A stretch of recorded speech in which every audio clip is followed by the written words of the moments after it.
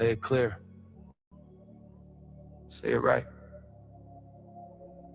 Say our name. Built this nation with our bodies and brains. You benefit, don't give us credit, say our name. We FBAs, foundational Black Americans.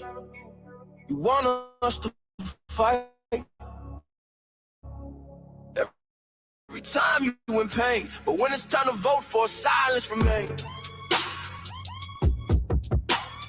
Yeah. They wanna be us, from the style to the hair, from the lips to the hips, body shaped in our glare. They cross borders, profit off the fight, civil rights paid in blood just to stand in this light. Asia to Africa, you walk through the door, but this land got a history you can't ignore. FBI fought it, still fighting today, made room in the system that kept us away. You praise the same power that never chose you, turn your back on the ones that broke chains just to move you. Say we don't know where we come from, that's wild. North to the south, this land raised my child. Built this nation with our bodies and brains. You benefit, don't give us credit, say our name. Say our name, say our name, say our name. We FBA, foundation law, Black American. You want us to fight.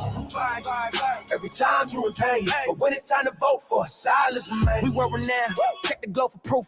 Streetwear in Japan still mirror our roots. K-pop chase the caves, study how we move. Rapper world language, everybody fluent. From Atlanta blocks to Mumbai lanes, Hannah McCann spitting bars, connected to the flame. That ain't hate, that's impact, that's reach. Culture travel worldwide when the source run deep. They copy the look, they borrow the sound, but skip the respect when we still hold the ground. Love the rhythm, ignore the pain, celebrate the wave, won't say the name. This was home, before permission, before approval. Say our name. Built this nation with our bodies and brains. Benefit, don't give us credit, say our name. Say our name, say our name, say our name. We have BAs, foundational Black Americans. You want us to fight. Every time you in pain, but when it's time to vote for, silence remains. Say our name, say our name, say our name. Say our name. Say our name. Say our name. Say our name. Don't need your respect. Never needed permission. We built everything when we weren't even seen as human. Biting the hand that fed you. Surviving on scraps. FBA stopped begging. We learned to build from scratch. Say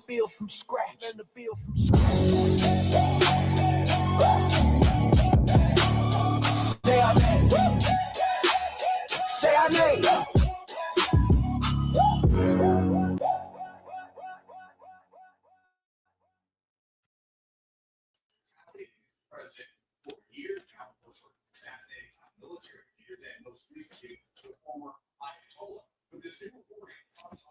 Hey Jesse, hey Shabaka.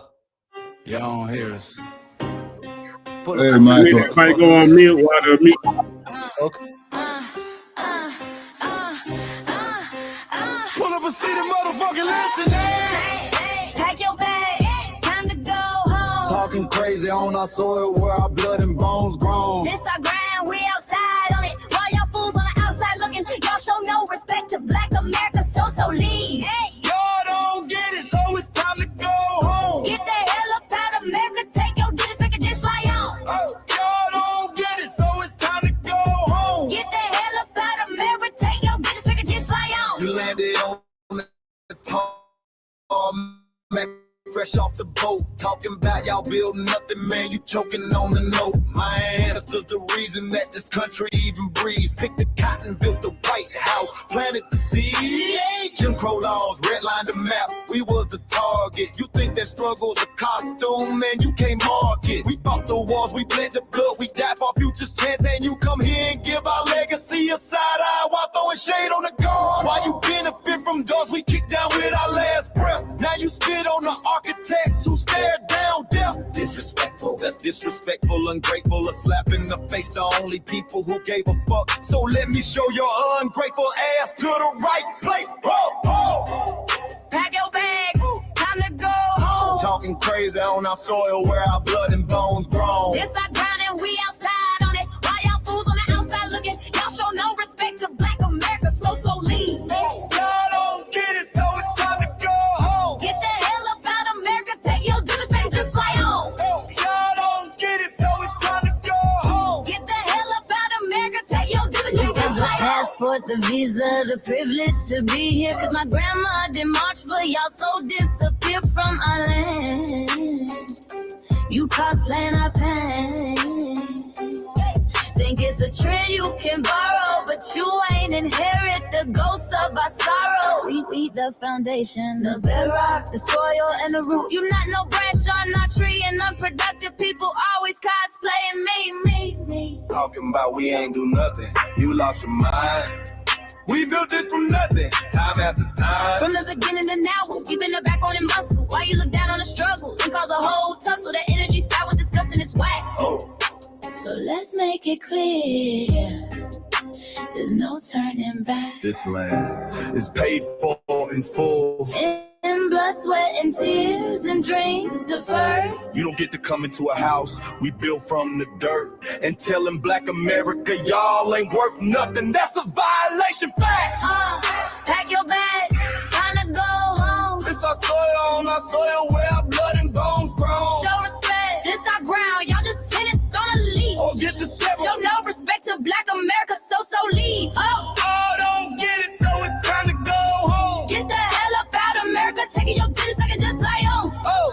Don't get it, so it's time to go home. Get the hell up out America, taking your business, I can just fly home. Yeah, fly little birdies.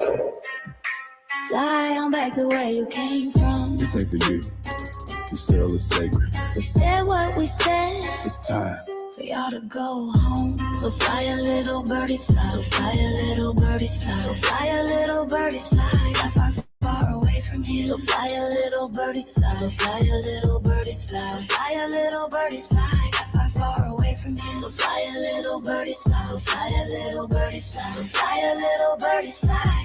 Far away from here. So fly a little birdies fly. So fly a little birdies fly. So fly a little birdies fly. Far away from here.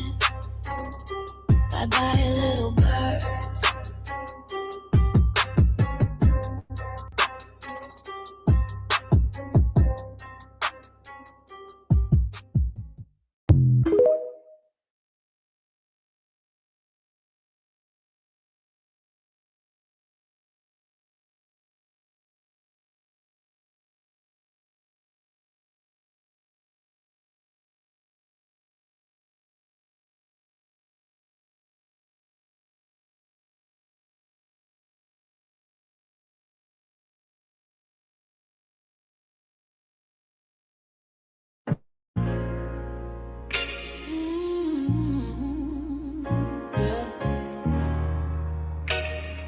We forgot, but we never forget. This one's for the roots. We built this land from dust and tears, 400 years, and we still here. They write new rules, but they don't see every freedom they got came off you and me. We planted seeds, they took the bloom. We lit the flame, they left the room. But we back now, no disguise. The spirits woke, we realize all we want is what we earn. That sweat and blood, yeah, that table turn. You can't buy culture, can't fake that fight. This is our day, this is our ride. We happy day. Say it loud, say it strong. We the heartbeat that's been here all along. Foundation of Black Americans, stand tall. We ain't begging for nothing, we built that all. Born from pain and graves, you can see the truth written in our face. We the soul, the sound, to fight the flame. Foundational Black Americans, say our name. They love our rhythm, but they dodge our blues. Use our voice when it fits their news. They take our sound, but not our scars. We the backbone, we the stars. Now the veil is gone, the mask is clear. We see the game, we know it's here. No more silence, no more lies. We lift that flag and watch it rise. Rise up, rise up. We the ones that made this nation breathe. Our veins are power, our roots are trees. We know world is rhythm and grace. And now we reclaiming our rightful place. Can't copy courage, can't steal pain. You can't inherit soul by changing lanes. Our story ain't done, it's the revival. We guard the gate, it's about survival. We FBA, say it proud, say it loud. The world dances on what we vow. Foundational Black American. Still we stand, still we fight, still we demand. Every block, every song, we've been right here all along. The soul of a people strong and free. Foundational Black Americans.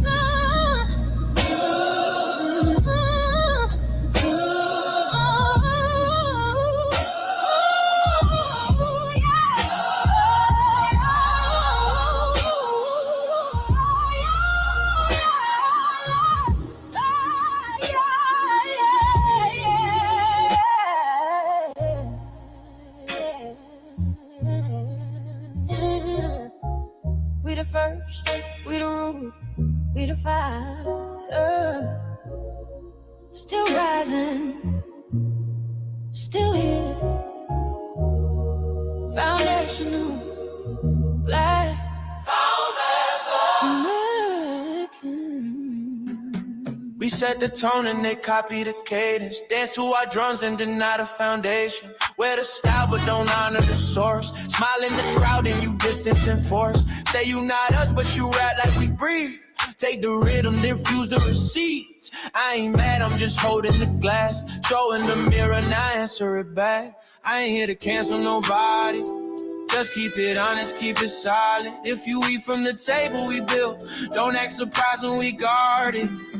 Do you like that? Do you like that? When I flip your sound and I ride like that. Do you like that? Do you like that? Do you like that? Cause that's how it feel when you borrow my culture. Then act like we never matter. Hip-hop.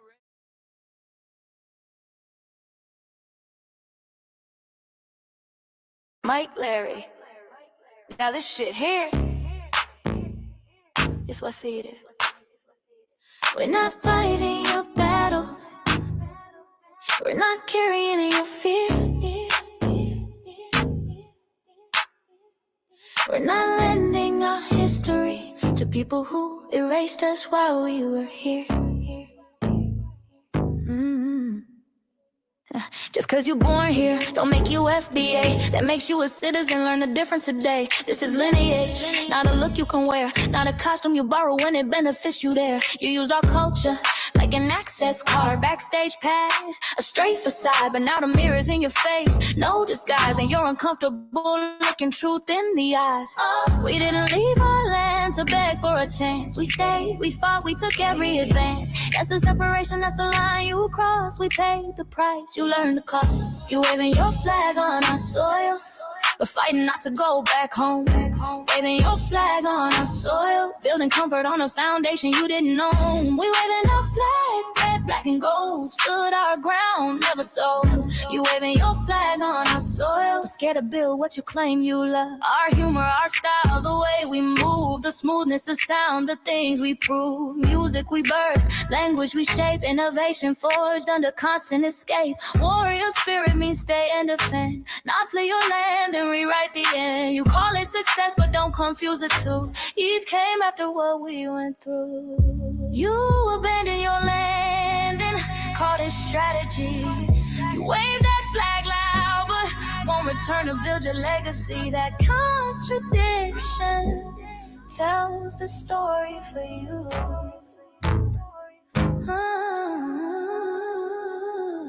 You waving your flag on our soil, or fighting not to go back home.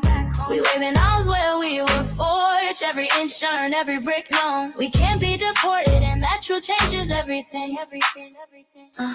We can't be deported, and that truth changes everything. We know who we are, and now we see who you are too. Just because y'all born here doesn't make you FBA at all. It makes you an American citizen. It's biologically impossible to be us because it's a lineage, not some damn costume you can just put on to look cool. You immigrants and immigrant Americans has used our culture as an access card, a backstage pass to our culture. Now y'all have to look in the mirror. Our sense of humor, the aesthetics, mannerisms, the style of dress, the smoothness, the creativity, our genres of music, innovativeness, our slang, our warrior spirit by staying on our homeland and fighting and not fleeing to somebody else's land to beg for a better life and shit on the very people who fought to have us there. That's who we are. And we know who the hell y'all are waving your flag on our soil and fighting to make sure y'all don't go back.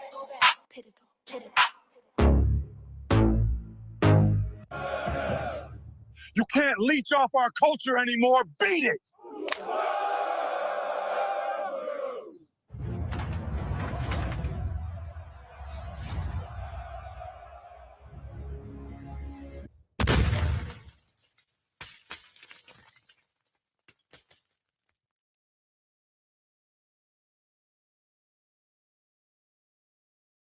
Mike Larry, man, you did it again. We really making history. Let's go. Do you like that? Do you like that? Flip your sound. How you like that? Do you like that? Do you like that? Say it loud, don't walk it back. Do you like that? Do you like that? You grew up mimicking us, now y'all switch it up. Turn the carbon copy, y'all ain't black, what the fuck? It's funny y'all connecting to our culture like it's Wi-Fi. Surfing on our waves of our culture, no more agua. Stealing my culture for all these years. Look how time flies, all these colonizers in disguise. Y'all hate, y'all still hate us outside. Study doctor, vampires, it's the blood of our guilt. They copy the flavor, sip the juice, love the results, hate the truth. Who? Do you like that? Do you like that? Do you like that? Flip your sound. How you like that? Do you like that? Democratic shields, talking points, the road they fill. Fish and chips, agent on the mic, judging FBA, but ain't you half white? Talking like you one of us, we need a proof face. The agent type with a prune face, like 50 and Jim, it's a cold game. Throwing stones cause we built our own lane. I'm joking, kinda, but I mean it. Smile calm, pressure intact. Y'all proud where y'all from, where they flag, beat they drum. But when it's us, tone switch fast. Same pride, but it's too much. FBA pride, lineage solid, you can't put this on, can't try it on. Built here, stayed and fought, that's the difference. That's the car. Do you like that? Do you like that? Say it clear, don't twist the facts. Do you like that? Yeah. Do you like that? Do you like that? Point made. No edit. No care.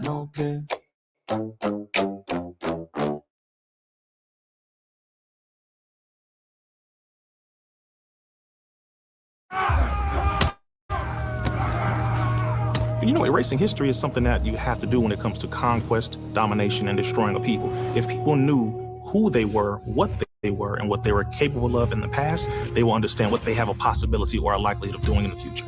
Foundation of Black Americans, we've always had a culture of resistance. We cultivated a culture of resistance on this land, and we've been resisting ever since we've encountered European domination. But nothing was really popping in Europe until the transatlantic slave trade, and that's where they amassed a lot of wealth.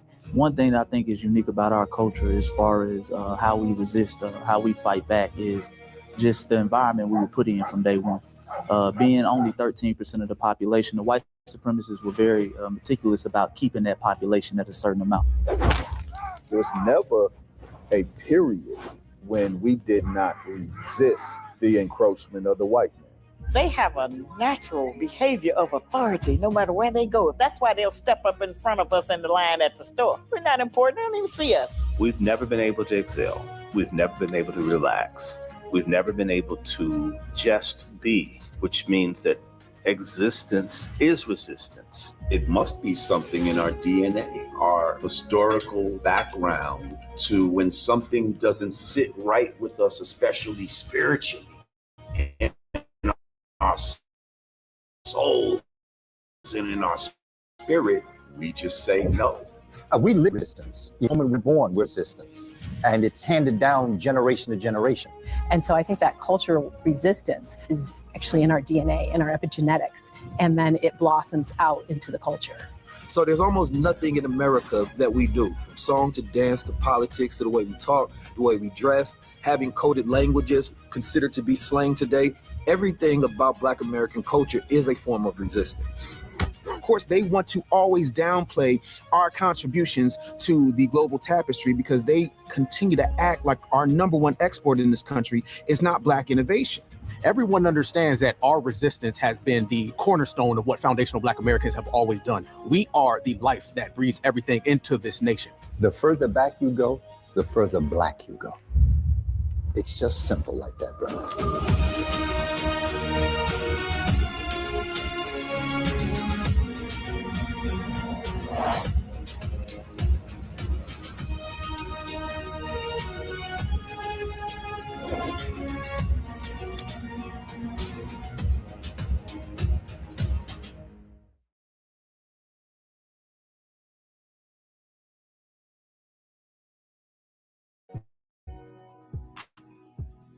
Introducing the B1 Rolodex, the easiest way to search for and support FBA and B1 businesses. Hundreds of entries from the Black grassroots for the Black grassroots. Free to use, free to download, constantly updated. Trouble navigating the document? Try using the map version. Notice a business missing? Use this simple Google form to submit an FBA or B1 business. Also submit anti-Black businesses, which are now being collected in that last tab. Find resources, contact numbers, and much more using the second tab. All the info you need to start practicing group economics today. Go to blacktruthunited.com. That's blacktruthunited.com.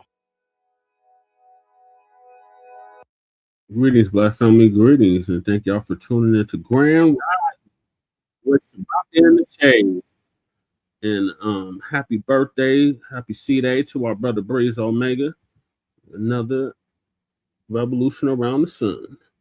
Congratulations to Breeze. And on this season 12, episode 4 of Grand Rising with Shabaka in the Chase, we'll be discussing several topics. The first one is George E. Johnson, pioneer of Black health hair care, dies. Very unfortunate, but he had a long life. Man shot by 2 Tennessee National Guard members during a foot chase in Memphis. Family grieves after man killed by National Guard in Memphis, and rightfully so. What happens next in Maine? Calls mount for Graham Plattner to drop out of Senate race. What is going on with Mitch? Glitching Mitch McConnell. Apparently is brain dead. If you ask me. He always been a brain dead motherfucker. Exactly. Mitch McConnell's wife releases shock statement as Republicans panic as his brain dead condition leaks. McConnell's health improving despite rumors, GOP says. Man, wait a minute. They say the motherfucker's health is improving and he's brain dead, right? Yeah. Did I read that right, sir? Yeah, you read it correctly, Shabaka, because they want Mitch McConnell to stay in power, despite that he's in declining health. Okay, then they ought to be. Ian Feinstein, He's through. He's through. Lights out. Toes point north. Scrape his ass up. Throw him off in the ground. Fuck it. Then we got the jump as in human shit, and we want to make that perfectly clear. Yep. Fire is over. Over. Imagine Lane Chow taking her husband's Senate seat. His wife, I mean. Imagine that. And then I never forget they showed that picture of him when he was being interviewed by the press, and then the motherfucker shut down with his old senile ass and forgot where the fuck he was. He probably pissed and shitted on himself and needed his diapers changed. That's why we called him Glitching Mitch. He started glitching. The chip was malfunctioning. Hey, Breeze. Breeze just filled in. It's his birthday today. Hey, happy birthday, Breeze. May you have many more. How old is you, brother, if you don't mind my asking? I think he's 48. Still a baby, man. Wait till you get into my age group. Oh, come on, phone. Damn, phone want to act stupid now. Yeah. The last two topics. Oh, the gas prices are going to go up. So expect that. We knew that. Yeah, we knew that, and I went and I quit getting standard, man. I'm going to Phillips 66 or Conoco because, believe it or not, man, they were pretty much like about 75 cents cheaper than the Chevron. Yeah, he did. He covered that last night. You sure did. Yeah, but Jesse, for you, the gas prices doesn't matter because you take the bus anyways, right? Right. Yeah, so that don't matter No, to me. but what's going to happen is that as the gas go up, they're going to kick up the bus fares, Michael. Yeah. Oh, okay. Well, I'm saying like Jesse, because Jesse's like, I'm great. I don't have to pay for gas. Yeah. I use public transportation. Yeah. And then I'm going to be riding the buses out here in Las Vegas too, man, because you get a damn day pass for $5. Yeah. Yeah. And it lasts a full 24 hours too. Unlike that bullshit they had in Oakland, you get a day pass and it expires at 9 p.m. Right. What kind of is that? How's that a day pass?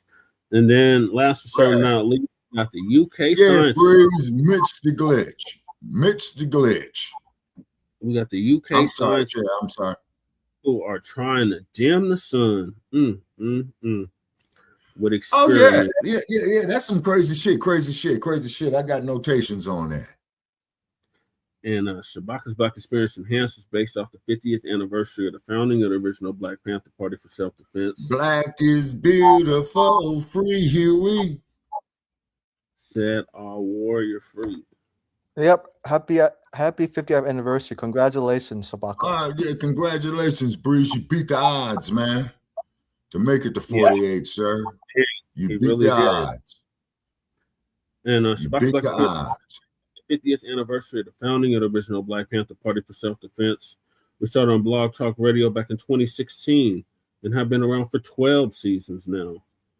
Yeah. Shabaka's Black Experience Enhanced covers the Black experience from the beginning of time until 10 minutes ago. It is also a part of the It has recently, within the last 2 to 3 years, moved from Blogtalk Radio to Streamyard. Please make sure you like and share the broadcast family. Please join us on Streamyard, YouTube, Front Line Blacc News. The links to all of our channels are in the description. I see we just got a new subscriber, so salute to you. Frontline Blacc News is the main channel. Then we got our backup channel, Frontline Blacc News 2. Make sure y'all sub to that, just in case they try to take Frontline Blacc News down again. He said it. And yesterday, it was 109. Yeah, it was 109, Breeze, and I don't drive my car, man, when it gets that hot. You know, I have to make all my runs either early in the morning or late at night. Now, Michael got up here. Mitch McConnell said slavery happened long time ago. We don't know if anyone is still alive. You old crusty, raggedy ass, shitting in your pants, bastard. That's an insult. And he said that old Sambo was our reparations. Ain't that a bitch? I don't really like this format. It keeps me moving other channels. Yeah, well, if you don't like the format, man, get your ass the fuck up out of here. We don't need you.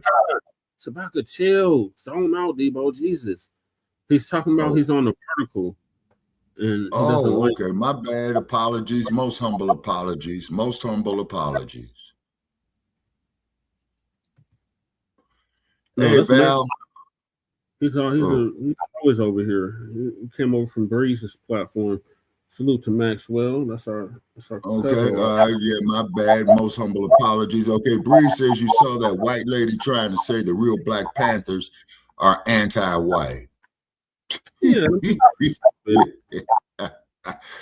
The reason why they say that, Breeze, is because white America never got over when they went into Sacramento, the California state capital, exercising their Second Amendment rights. And then they came up with the Mulford Act. Yep, exactly. And we got my main page, just a parasect of A-Chain Krumah. Oh, okay. I was like, stall him out, Debo. Jesus. Oh, it's on C.L. Hito's channel. Oh, okay. I'm subscribed to They him. agree with the son. It's on Sajay Hito. Yeah, he has a okay, YouTube. Freeze. Oh, okay. Okay. And the whole White Panther Party was created to compete with the Black Panther Party. Now, you on to something there, Michael. Now, if memory serves me correct, when they went up there to Safford Gate in Berkeley, California, and some white said... I got to finish the introduction. Okay. Up, but make sure y'all like and subscribe to my main page, just a parasect of A-Chain Krumah. That's where we stream all the city council meetings for Denver and Aurora. Denver community events, Black events, like we got the Black Arts Festival this weekend. We'll be down there streaming as well. And the Sunday morning food bank, which I've been doing every Sunday for the past 10 years. Providing food to the seniors and elders and residents of the buildings that I live in and my family as well. And then we got Lady Che's backup channel, Seduction Doll 5991. Make sure y'all sub up to that. So Lady Che can start going live on that YouTube channel. Then we got her main channel, the RBA. I seen y'all, she's been gaining subs. Thank y'all for subbing up. Continue to sub up to the Revolutionary Agenda, the RBA. She should be dropping one sometime this weekend, so make sure y'all stay tuned for that. Then we got Shabaka's channel. We need to get Shabaka to 50 subscribers, so Shabaka can start going live again on YouTube. So he needs 7 more subscribers. So we got 7 people viewing right now. If you can subscribe to Jeanette1 on YouTube, that would be great. The link is in the description. Then we got our cousin, our locals throughout the Bay Area, Jay Militant. Make sure y'all sub to his channel as well. What's Cracking TV with Jay Militant. He's been going through it, but we still supporting our brother. Then we got yes, sir. G, our brother out the Mile High, Income City, out the Bell side, Mount Bello. Make sure y'all sub to his channel as well. Pookies 5100. He used to do the intro track on Black News, but he had ran into some issues with the distributor. So instead, we play the clips that we play now. And make sure y'all check him out with the FBA Culture Report. So y'all check him out. He's on TikTok and Instagram and Facebook and YouTube. Check him out. Then we got our brother who's with us right now, and this is C-Day. Happy birthday to you. Happy birthday to my brother from another mother, Breeze Omega. Make sure y'all sub it to Breeze Omega's channel, Breeze Omega on YouTube.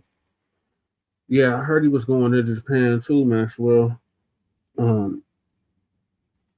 He has just surpassed 1,000 subscribers, so salute to Breeze. Let's help get him to 2,000. Happy birthday, Breeze. Then we got our brother out to watch. Our brother is originally from Hempstead, Long Island, but it's now in Leesburg, Virginia. Make sure y'all check him out. He'll be dropping heavy content like we do over here. Then we got our brother Church of Black Power, who's originally from Watts, California, but is now in Houston, Texas.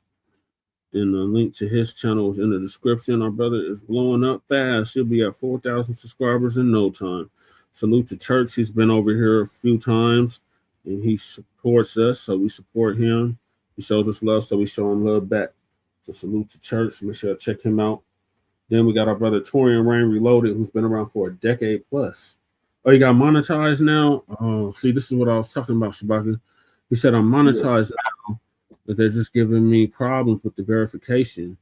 They verified me, but I can't find a button to push. So hopefully, okay. So how do they verify you? It's a whole process, Shabaka. Like once you get to like 1,000 subscribers, you're able to get super chats and all of that. So it's a long process, but we're on our way there. We'll be there in no time. Then we got Torian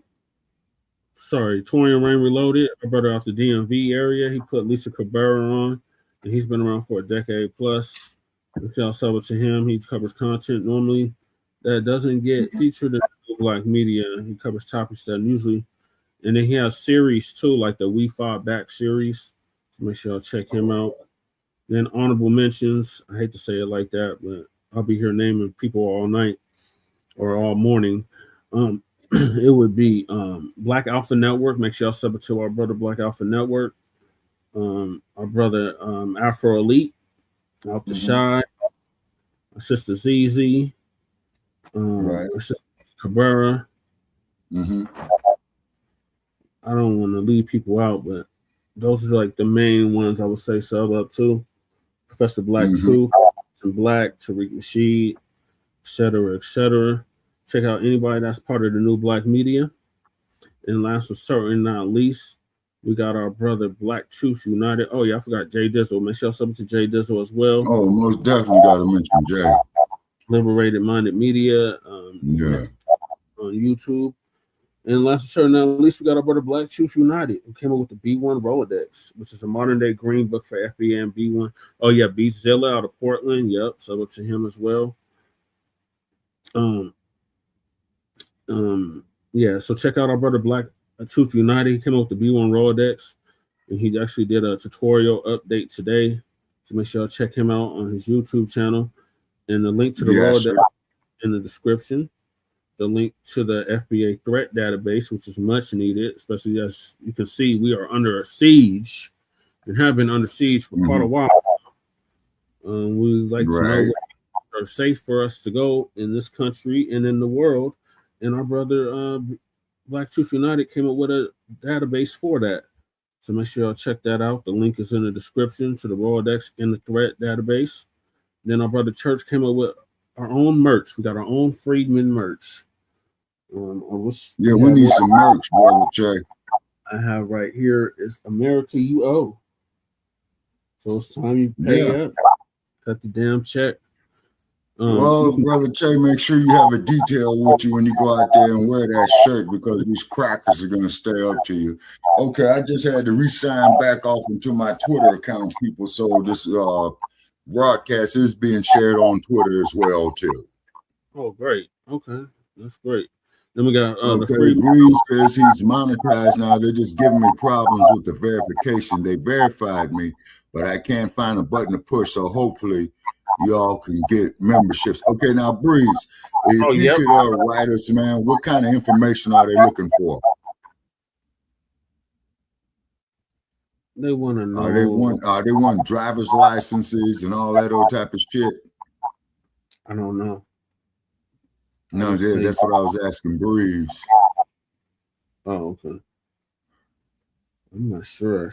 Now, keep in mind, man, in the city of San Jose, they do have what they call Japantown.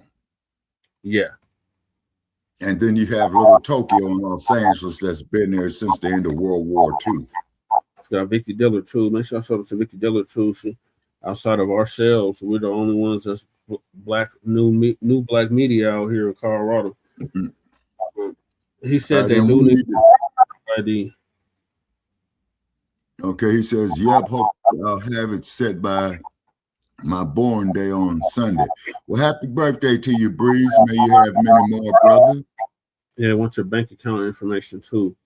Oh, hell no. They need your license or ID?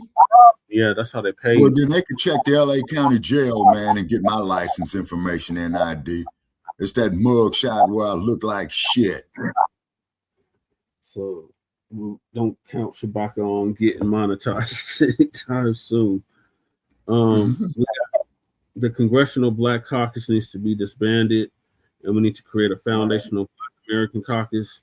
The link to that is also in the description. Then we got our sister Brooke out of Brooklyn, BK, all day. New York, our sister Brooke just started a backup channel, so make sure y'all sub to that as well. And check out her Even Melanin. She got shirts and products over there, so make sure y'all check her out. And then we got and we're going to be having some products too in the future. Yes, we will. The Reparations for Descendants of American Slaves Act, the Change.org petition. Make sure y'all sign that. Support Lady Chase GoFundMe if you haven't already. The link is in the description. Then we got our brother Joshua Fox, who put hands and feet all over that racist white supremacist Chet the Bussy, Chet the Builder, Dalton. Ether. Make sure y'all donate to our brother Joshua Fox's GoFundMe if you haven't already. Then we got Stop Netflix from releasing a docu-series about Michael Jackson. Shout out to Dr. Randy Shore for putting that petition together. Then we got myself, as you can tell from the background. I am a candidate on the ballot here in the state of Colorado for House District 8, historically Black district. And the link to my website is in the description. The election is in November 3rd. So if you live on the east side, Park Hill, Central Park, East Colfax, you can vote for me. Then we got copyright disclaimer under Section 107 of the Copyright Act of 1976. Allowances made for fair use for purposes such as criticism, comment, news reporting, teaching, scholarship, education, and research. And I do not own the rights to the music. And if you don't understand racism and white supremacy, the only racism that exists on this planet and in this realm, what it is and how it works, everything else that you think you understand will only confuse you in all 9 or 10 areas of human or people activity. And that is economics. No, he got a Mexican wife, Breeze. As economics, education, entertainment, labor, law, politics, religion, sex, and war. And some say health and nutrition. In all 9 or 10 areas of human and people activity. And that was by Mr. Neely Fuller Jr., who transitioned exactly a year ago at the age of 95. ProduceJustice.com. And when you, a Black person, are captured by any race soldier, you must never fuss, fight, or flee. Comply and defend yourself in court, also by Mr. Neely Fuller Jr. Now our ancestor, ProduceJustice.com. And last but certainly not least, we got racism, white supremacy. The only racism that exists in this realm, in this time, in this era, on this planet is conscious and subconscious behavior to maintain white genetic survival, to prevent white genetic annihilation. And that was by the late, great master teacher, warrior, scholar, our great ancestor, Dr. Francis Cress Welsing, who transitioned exactly 10 years at the age of 80 and would have been 90 as of 2 months ago. And shout out to our FBA brother, Tariq Nasheed, for paying for her funeral, along with several others. So those are the topics. Make sure y'all hit that like and subscribe button. All right, Shabaka, what are your thoughts on the brother that passed, Johnson? I think, was it Johnson Publications? No, George E. Johnson. Oh, yeah, that was George E. Yes, George E. Johnson. And he was the one that brought you Afro Sheen. He lived a full life. I used to use the Ultra Sheen and the Afro Sheen. Okay, when Mr. Johnson, was in his heyday, and it was a beautiful thing. He himself too was based out of Chicago, Illinois. Okay, is because Chicago pretty much was like a Black hub or a hub for Black businesses. The Ebony, George E. Johnson, and then there was a few other Black-owned businesses that came up out to shine. And then there was a lot of our people, when they was migrating north, was setting up businesses in Chicago. And as a matter of fact, there's a guy by the name of Oscar Brown Jr. who used to do Bid 'em In when we used to be on Blogtalk. And I would play Bid 'em In. That was Oscar Brown Jr. I did meet Mr. Brown personally. I think I was about 16 or 17, and I met him in Los Angeles. Very, very down to earth brother. Okay, I'm getting feedback, man. Am I coming in choppy? No, you sound loud and clear. I don't know how Loud you and did it. clear. We Okay, can cool. hear you. All right. So there. Okay. So shout out there to Mr. George E. Johnson, and I see you going to Channel 5, which is NBC in Chicago. And maybe they might be saying something about Mr. Johnson, but keep in mind is that he, employed, a lot of people, just like with Ebony Magazine, and they employed people across the board. But I think they kept it at least 60% Black employees up in the management. Damn. He making fun of Uncle Phil's wife. He said she's okay. She's a big black pinto bear. Damn, pinto bear. Hey, Breeze, I'm gonna hijack that term, man. Pinto bear, man. But yeah, Shabaka, he was married to an FBI woman in the past, Philip Scott. Oh, Val says you are. She says she heard the feedback. Do you have the mic turned? Okay. Wait, all right, that's what I'm gonna have to do. Okay, Brother Chase. So what I'm gonna do, I'm gonna get off this Bluetooth and get on to the regular headset. Okay, please continue. Okay. The pioneer of Black hair care is being remembered today for his huge contributions. George E. Johnson died this morning. He founded Johnson Products, a company headquartered on the city's south side. NBC5's Charlie Wojciechowski tonight takes a look back at his inspiring life. You get twirl, swirl, curly your curls, with classy girls. In a class by itself. And so was the man who made it. Chicago innovator and entrepreneur George E. Johnson, whose South Side-based Johnson Products revolutionized the Black beauty care industry. How can you handle the hawk? Get your natural together with the Hawk Handlers from AfroSheen. But it was AfroSheen that helped define the company and the natural style that became so popular. Along with chemist Herbert Martini Johnson came up with a formula for hair relaxer that didn't burn the scalp. He founded his company with a $250 loan from a bank that had turned him down at one branch, but gave him the money when he told a second loan officer he needed it to pay for a vacation for his wife. I never thought about going in business, but when he said this is it, I said, this should be marketed. We should market this. And he asked me how much would it take. I knew I could borrow $250. And because I knew I could get $250 from my share, I said $500. And he wrote me a check for $500. Dr. Hermine Hartman conducted this interview with Johnson. Okay, radio check. In the studio. Or mic check, I should say. Every woman can be a That's why they make cosmetics to okay. A 1971 Johnson Products Company had become the first African-American owned business to trade on the American Stock Exchange. Yeah, because I used to use the AfroSheen. Annual sales were $34 million. George Johnson stepped down from the company in 1988. It was later sold. The Johnson Products building on the south side. Yeah, Val. Yeah, he was a legend but the for way sure. George Johnson changed American style. Because back in the early 70s, we was proud of our fros. You know what I'm saying? 99 years old. Charlie Wojciechowski, NBC5 News. Thank you, Charlie. And just 9 years old. That's a full life. From the Johnson family, and they wrote in part, above all, George Johnson was a devoted family Breeze, man. that's what I'm saying. Motherfucker got $500. He should be able to boss up on community something leadership, legal. Philanthropy. You know what I mean? Continues through his descendants. As opposed to go getting a sack. You know what I'm saying? If you catch my drift. Yeah, instead of tricking it off.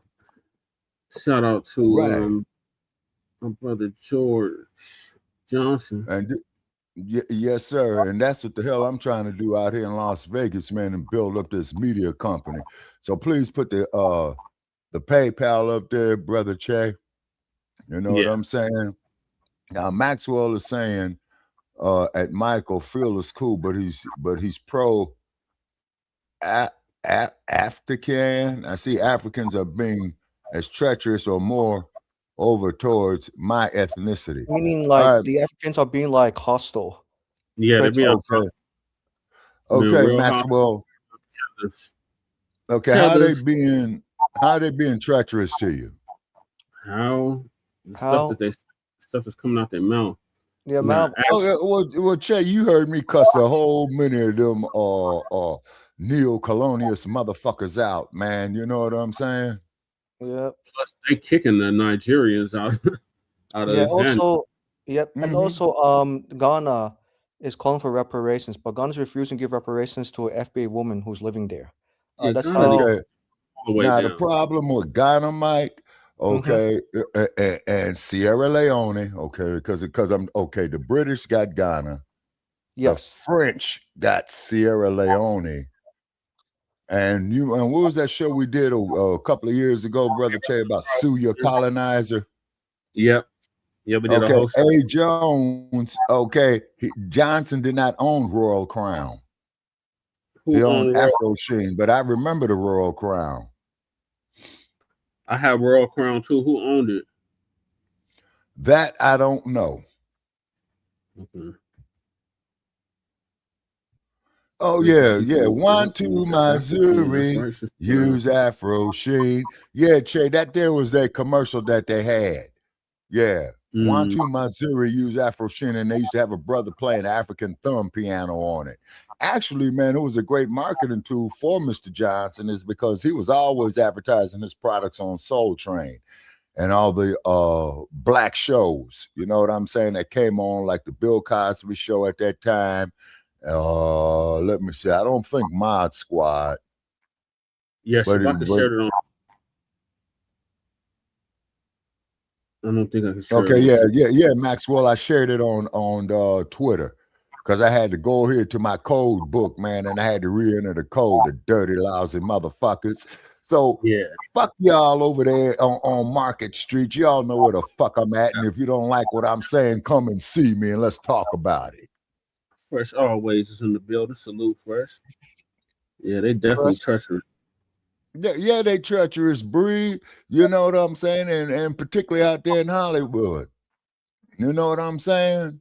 Talking about them as long tethers. as we got it. Yeah. Oh, he's talking about the tethers. Yeah. Yeah, fuck all the tethers. Oh shit, we got Black Joe, we got Cousin in the building. Oh, we got Joe in the building. All right. Hey, greetings, Joe. Greetings. Come on Hi, up, Joe. man. Oh, now, Madam C.J. Walker. Funny you should mention her with her skin lightening cream, because you do know, Joe, that she was based out of Denver, Colorado. Sure was. Yeah. We got a whole place, a whole house for her. Yeah. Yeah. Madam C.J. Walker. She was a widow at 20 years old, y'all. Yeah. At 20, she was a widow. Very young, too young. Good sister. Yeah, to be a widow. Yeah, that's too young. Yeah, that's too young. But you know, man, she was going through some hell, man, with that anti-black hatred. You know. Yeah, she was showcased in one of the videos too that I played earlier. Yeah. And her name really was Sarah Breedlove, but Madam C.J. Walker was her business name. Mm-hmm. But her real name, or her slave name, I'm going to say, was Sarah Breedlove. Yeah. Her perm took off more than the lightning cream, though. Yep. Yeah. You're right about that, Breeze. Yeah. Because black folks always wanted to straighten their hair. You know what I'm saying? And then, like when you would look at the Temptations pre-1966 in the Miracles, you would see all of them had those processes, as they used to call them. You see what I'm saying? Okay, and so then about 1966, when the Black Panthers came on the scene, everybody started wearing the fros. You see what I'm saying? Yeah, you see. And there is nothing more beautiful than seeing a black woman with her fro. Oh my goodness. She was the first one.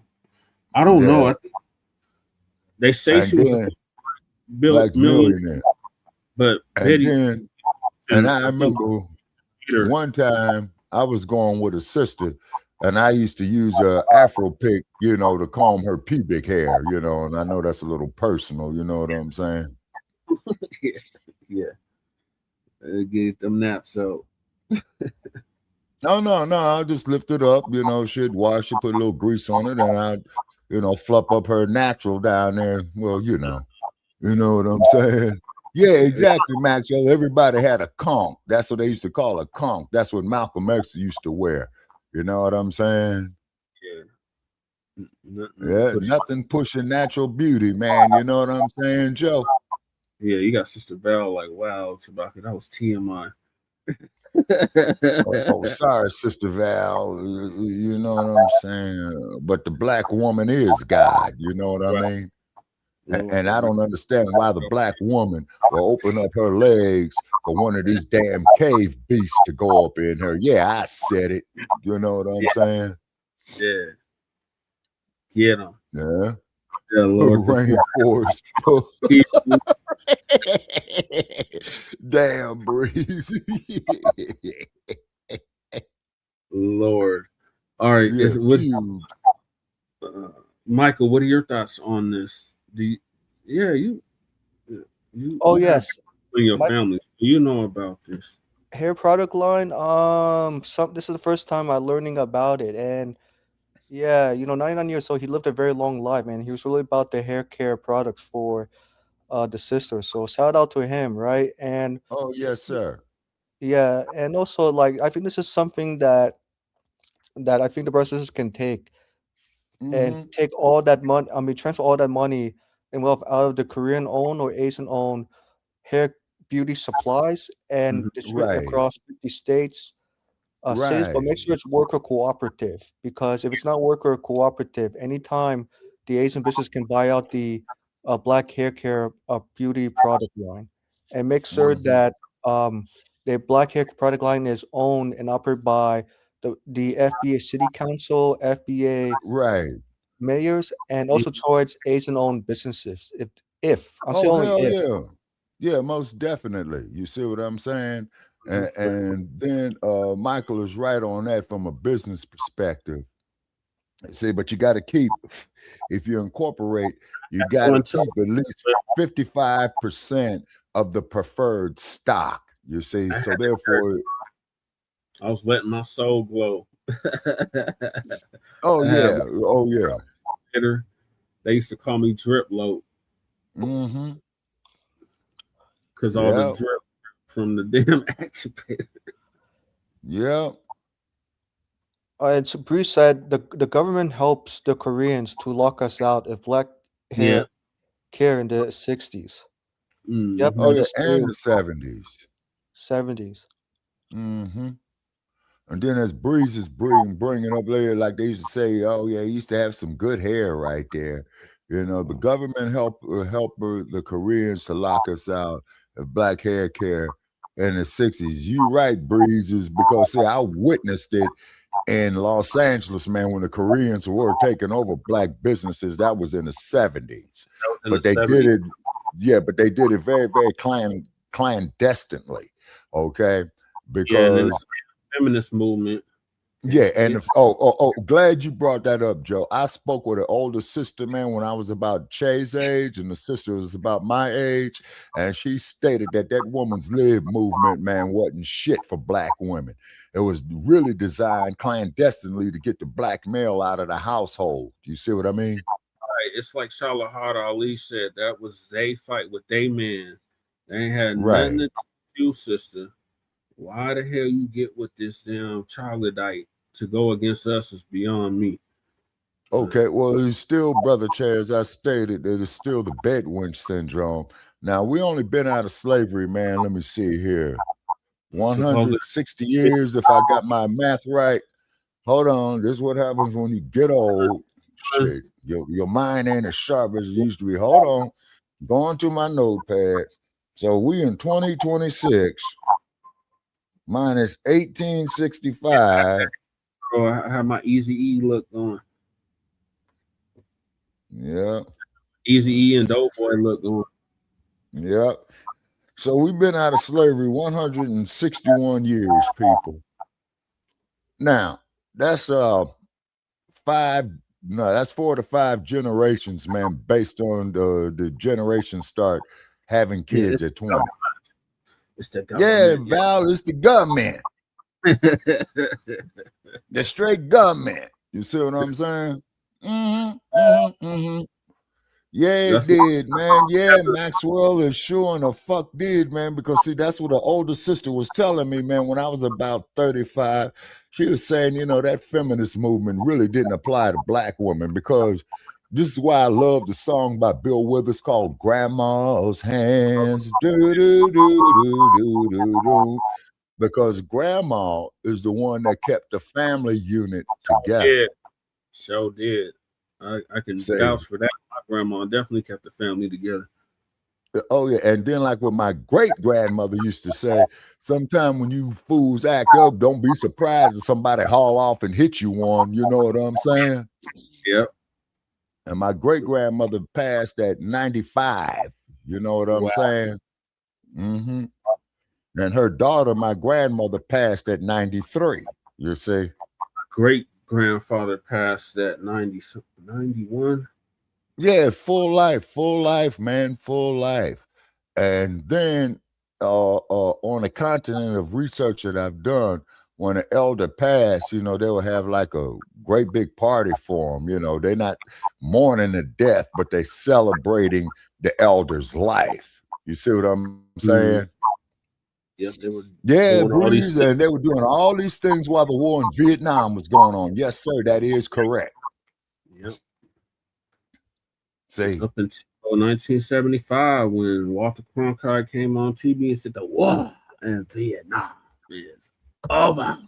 And I remember Hillary Swank on ABC, where they was pushing all those helicopters off the off the ships, getting the boat people out there. And where did the motherfuckers start their businesses? Them Vietnamese. I give you one guess: California. In South Central Los Angeles. Yes, sir. You know, open up liquor store, nigga neighborhood. Hurry Open up hair care parlor, nigga neighborhood. They spend. Yep, that's like Indian too. Right? Yeah, Come and no again. disrespect to you, Michael. You know what I'm saying? Oh, Shabaka, you're not disrespecting me. Trust me, I get it. Yeah. They say, and then the cold part about it is on his reparations, dear white people, if you're out there looking at us, okay, I'm not Melvin or any of them other brain dead Negroes talking about if the color of my skin don't bother you, can we be friends? Fuck all You're that. not Officer Tatum. You're not goddamn Antoine Daniels. Right. You're not stupid ass Hodge twins. Right. And what about them twins, man? Who is that? I call them Beavis and Butthead, but they used to be black supporting Trump. Yeah, the Heavyset sisters who come on there with the glasses and they were supporting them. Remember, one of them died, Diamond and Silk. Yeah, one of them died. You know what I'm saying? So condolences to them on the loss of their loved one. But the shit, man, that they talking about, man, fuck them. Okay, Maxwell is saying we got hit in Compton with a gang of Vietnamese and Cambodians. I'm the 70s, right after the Vietnam War. You right, because Maxwell, up there in Oakland, California, there's this dude by the name of Mr. An that owns a donut shop. And I think he's from Cambodia. And Mr. An had no problem hopping over that counter, getting funky, nasty, drunk-ass motherfuckers, man, up out of his restaurant, you know, because he was open all night and people would go in there and sit down, you know what I mean? Wait till the sunrise and fall asleep right there, and he'd come tap on the table. Hey, you got to leave. You got to be out of here before 8 o'clock, you know. And Mr. An, that motherfucker had no problem hopping over that counter, man, whooping your ass.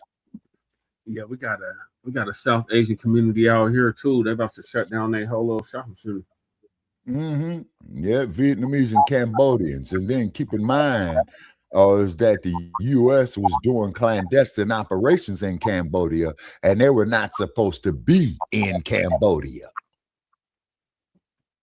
Yep, Shabaka. I know a Vietnamese lady who was married to a white American Vietnam vet. And I gotta tell you, she was very, very not scared, but she dared not challenge white supremacy or even like challenge her husband. That's how they are. Yeah, and she came to America after the Vietnam War as a refugee. Right. And yes, he Yep. voted Republican. Mm-hmm. In 1975, she voted Republican when Nixon fucked up the presidency. Well, I mean, she came. Let me get this. So she didn't become a citizen until many years later, but for sure she Okay. definitely voted for Republican, probably like in the 1990s. Okay, so in other words, so she came here as a Cambodian. Yeah, exactly. Yeah, man. And Laos. The U.S. was not supposed to even be in Laos. Yeah. Yeah. See? But it's covert operation. Yeah, because I had loved ones that served in that conflict. You know what I'm saying? I used to have a friend Yeah. in high school that was Cambodian. His name was Philip. Philip. Mm-hmm. Cambodia. I didn't know Jesse had used to have a Cambodian friend. Didn't know that. Wow. And keep in mind, they got some cold ass martial arts out of Vietnam and Cambodia too. Yeah. Yeah. So Jesse Philip, was he like a racist? No, he was cool. Cool. Cool. How about his parents? He grew up around us, so it was like okay. Being around us. So he got absorbed in the culture, our culture. Pretty much. Okay. Okay. Housing projects right next door. Okay. Okay. Okay. We got Laotians too. Yeah. Yep. Even the Laotians are big. It's very big in Long Beach, California / Anaheim. Oh yeah. And then where you also have a lot of them too, Michael, is in Arcadia, California, with Santa. Wait a minute, what's the name of the horse track out there? It's in Arcadia, California. Okay. Trying to remember the horse track. Yeah. It's not Santa Anita. No. It's not Santa Anita. It's not Hollywood Park. Wait, Santa Monica, right? No, Santa Monica is way west. Way west. Okay. It's further east, like East. not East Los Angeles, but what's directly south of there? Venice Beach. No, Venice Beach is due west out of downtown, Michael. West. Oh, okay. Like Mayflower. Malibu. Yeah. No, Malibu is north off the 101. North. Okay. That's north. Yeah, Malibu sits on the beach, and a lot of those houses got burned down, man, when they had that huge fire there. Mm-hmm. Yeah, and a lot of the stars. Remember fishing Stevens in the town. That's true, Sister Val. Yep. The Laos Vietnamese. Very true. Oh, okay. Hey, Sister Akshita. No, it's Arcadia, California, where not Hollywood Park. Soul ancestors. Grand Rising to you. Hey, Soul Ancestor, how you doing today? Grand Rising. Okay. Yeah, Santa Anita. Oh, Santa Anita. Okay. Santa Anita, California. No. Santa Anita Racetrack is in Arcadia, California. Arcadia. Yeah, because they tore down Hollywood Park out there in Inglewood, and that's where them sorry ass, damn no good ass lamb suckers play at. Oh Lord, yeah, he can't stand the Rams. Man, anytime they lose, it makes my day. I think he hates them. And the next team that I hate, that I love to see lose in the NFL is them ponies. The Broncos. So you can keep on wishing on that. Well, I told the Raiders to get out of town or change their name, man. Like They're Atlantic Star, disgusting. wishing up on a star, wishing up on a dream. You're gonna be like Atlantic Star, wishing up on a star, wishing up on a dream. Hey, Shabaka, I have a good name for the Las Vegas Raiders. How about the Las Vegas Rockets? Get it? The Las Vegas Rockets. Yeah. The Rockets is moving to Las Vegas? The football team to change the name from Raiders to Rockets. Oh, they're gonna change the name from Raiders to Rockets? Yeah, imagine. Would you accept that name, Shane? Yeah, I'll accept that name, man. I'll accept that name, man. You know, Raiders supposed to be pirates, and they out here stranded here in a ragged ass boat that sank in the middle of the desert. Yeah, Cambodians are cool, Black Joe. That's been my experience. Oh. Hey, Jesse, quick question. About I understand FBAs did not have a harmonious relationship with the Asian community, right, as a whole. I'm surprised Joe Blacc said he had the best experience with Cambodians. Yeah, Cambodians are cool. Yeah, but I have to warn you, the communists sometimes can be like white supremacists. What Carolyn Essex told me when It she went down. depends on Yeah, how who they grew up around. Like if they grew up around a bunch of white people, then yeah, definitely. yeah, Grew up around us tend to be more cultured and more I don't know, empathetic to our plight. Right. yeah. But I'm just saying, like, still, like, I'm just looking out for the FBA's interests. Oh yeah. Okay, Maxwell is saying, hey, let us not dislike the California football team. No. I dug me some 49ers, man. You know what I'm saying? With that gold rush, man. The Niners, Hopefully they can get that. Yeah, hopefully they can get that juice back, man. You know what I'm saying? Because I dug the 49ers. Yeah, I like their cheerleaders. The 49ers cheerleaders were very beautiful back then. Oh yeah.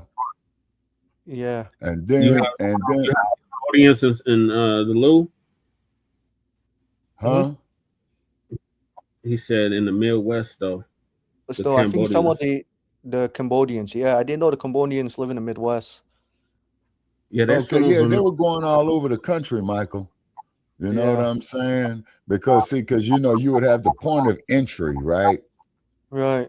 Then what happens is that they acquiesce off into the U.S. culture, then they'll look at it, let me check out Massachusetts, let me check out Kansas, you know what I'm saying, and what have you. But one thing about Cambodia and Vietnam, you got some cold-ass martial arts that come up out of there, sir. Yeah, you do. Yeah. Yep. And then they're very dark complected too. Yep. Okay, just like now Indians. Yeah, now see on that there too. Now, once again, Brother Chase, you and I discussed our ancestors went there too off the continent. You know? Yeah, like see the Africoid presence out there, like Tariq Nasheed showed getting colors too. Where Dr. Runoko Rashidi, R.I.P. to the ancestor. The ancestor went all around the world showing the black presence in all these areas. Right. You see, because we circumnavigated the globe before that drunk Columbus. We circumnavigated the globe before the Romans. You see? Okay. He said he's in Seattle now, so he's up there with Jay Dizzle. Oh, okay. Well, man, one thing up there in Seattle, keep a raincoat with you, man, because it rains there all the time. The Niners. Shout out to the Niners. Yeah, I'm a 49ers fan because I used to have my man, Jerry Rice. Yeah. Hey, and we got Jerry Rice to the Raiders, Michael, for 3 seasons before he retired.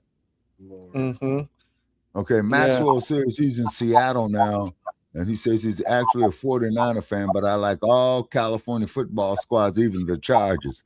The Chargers? Come on, man.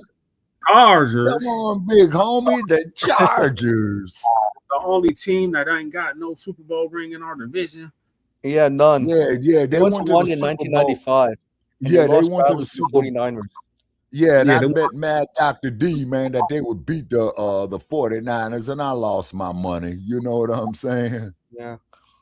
But I was hoping for them. Me too. Yeah, but Because the Chargers cheerleaders were beautiful back then. Yeah, because see, any team, man, that makes it to the Super Bowl and that's their first appearance, try to cheer for them, man. You know what I'm saying? Because to me, all the NFL teams deserve to have a Super Bowl ring, at least once in the lifetime of the team. You know what I mean? Yeah, except the Raiders. Man, except them ponies, man. Put them ponies back in the barn, man. You know what I mean? The Gators got to stay in the bottom of the hole of the ship where they belong. Yeah. Man, they got to rebuild the ship. They got to figure out a way how to raise the ship off the sea floor.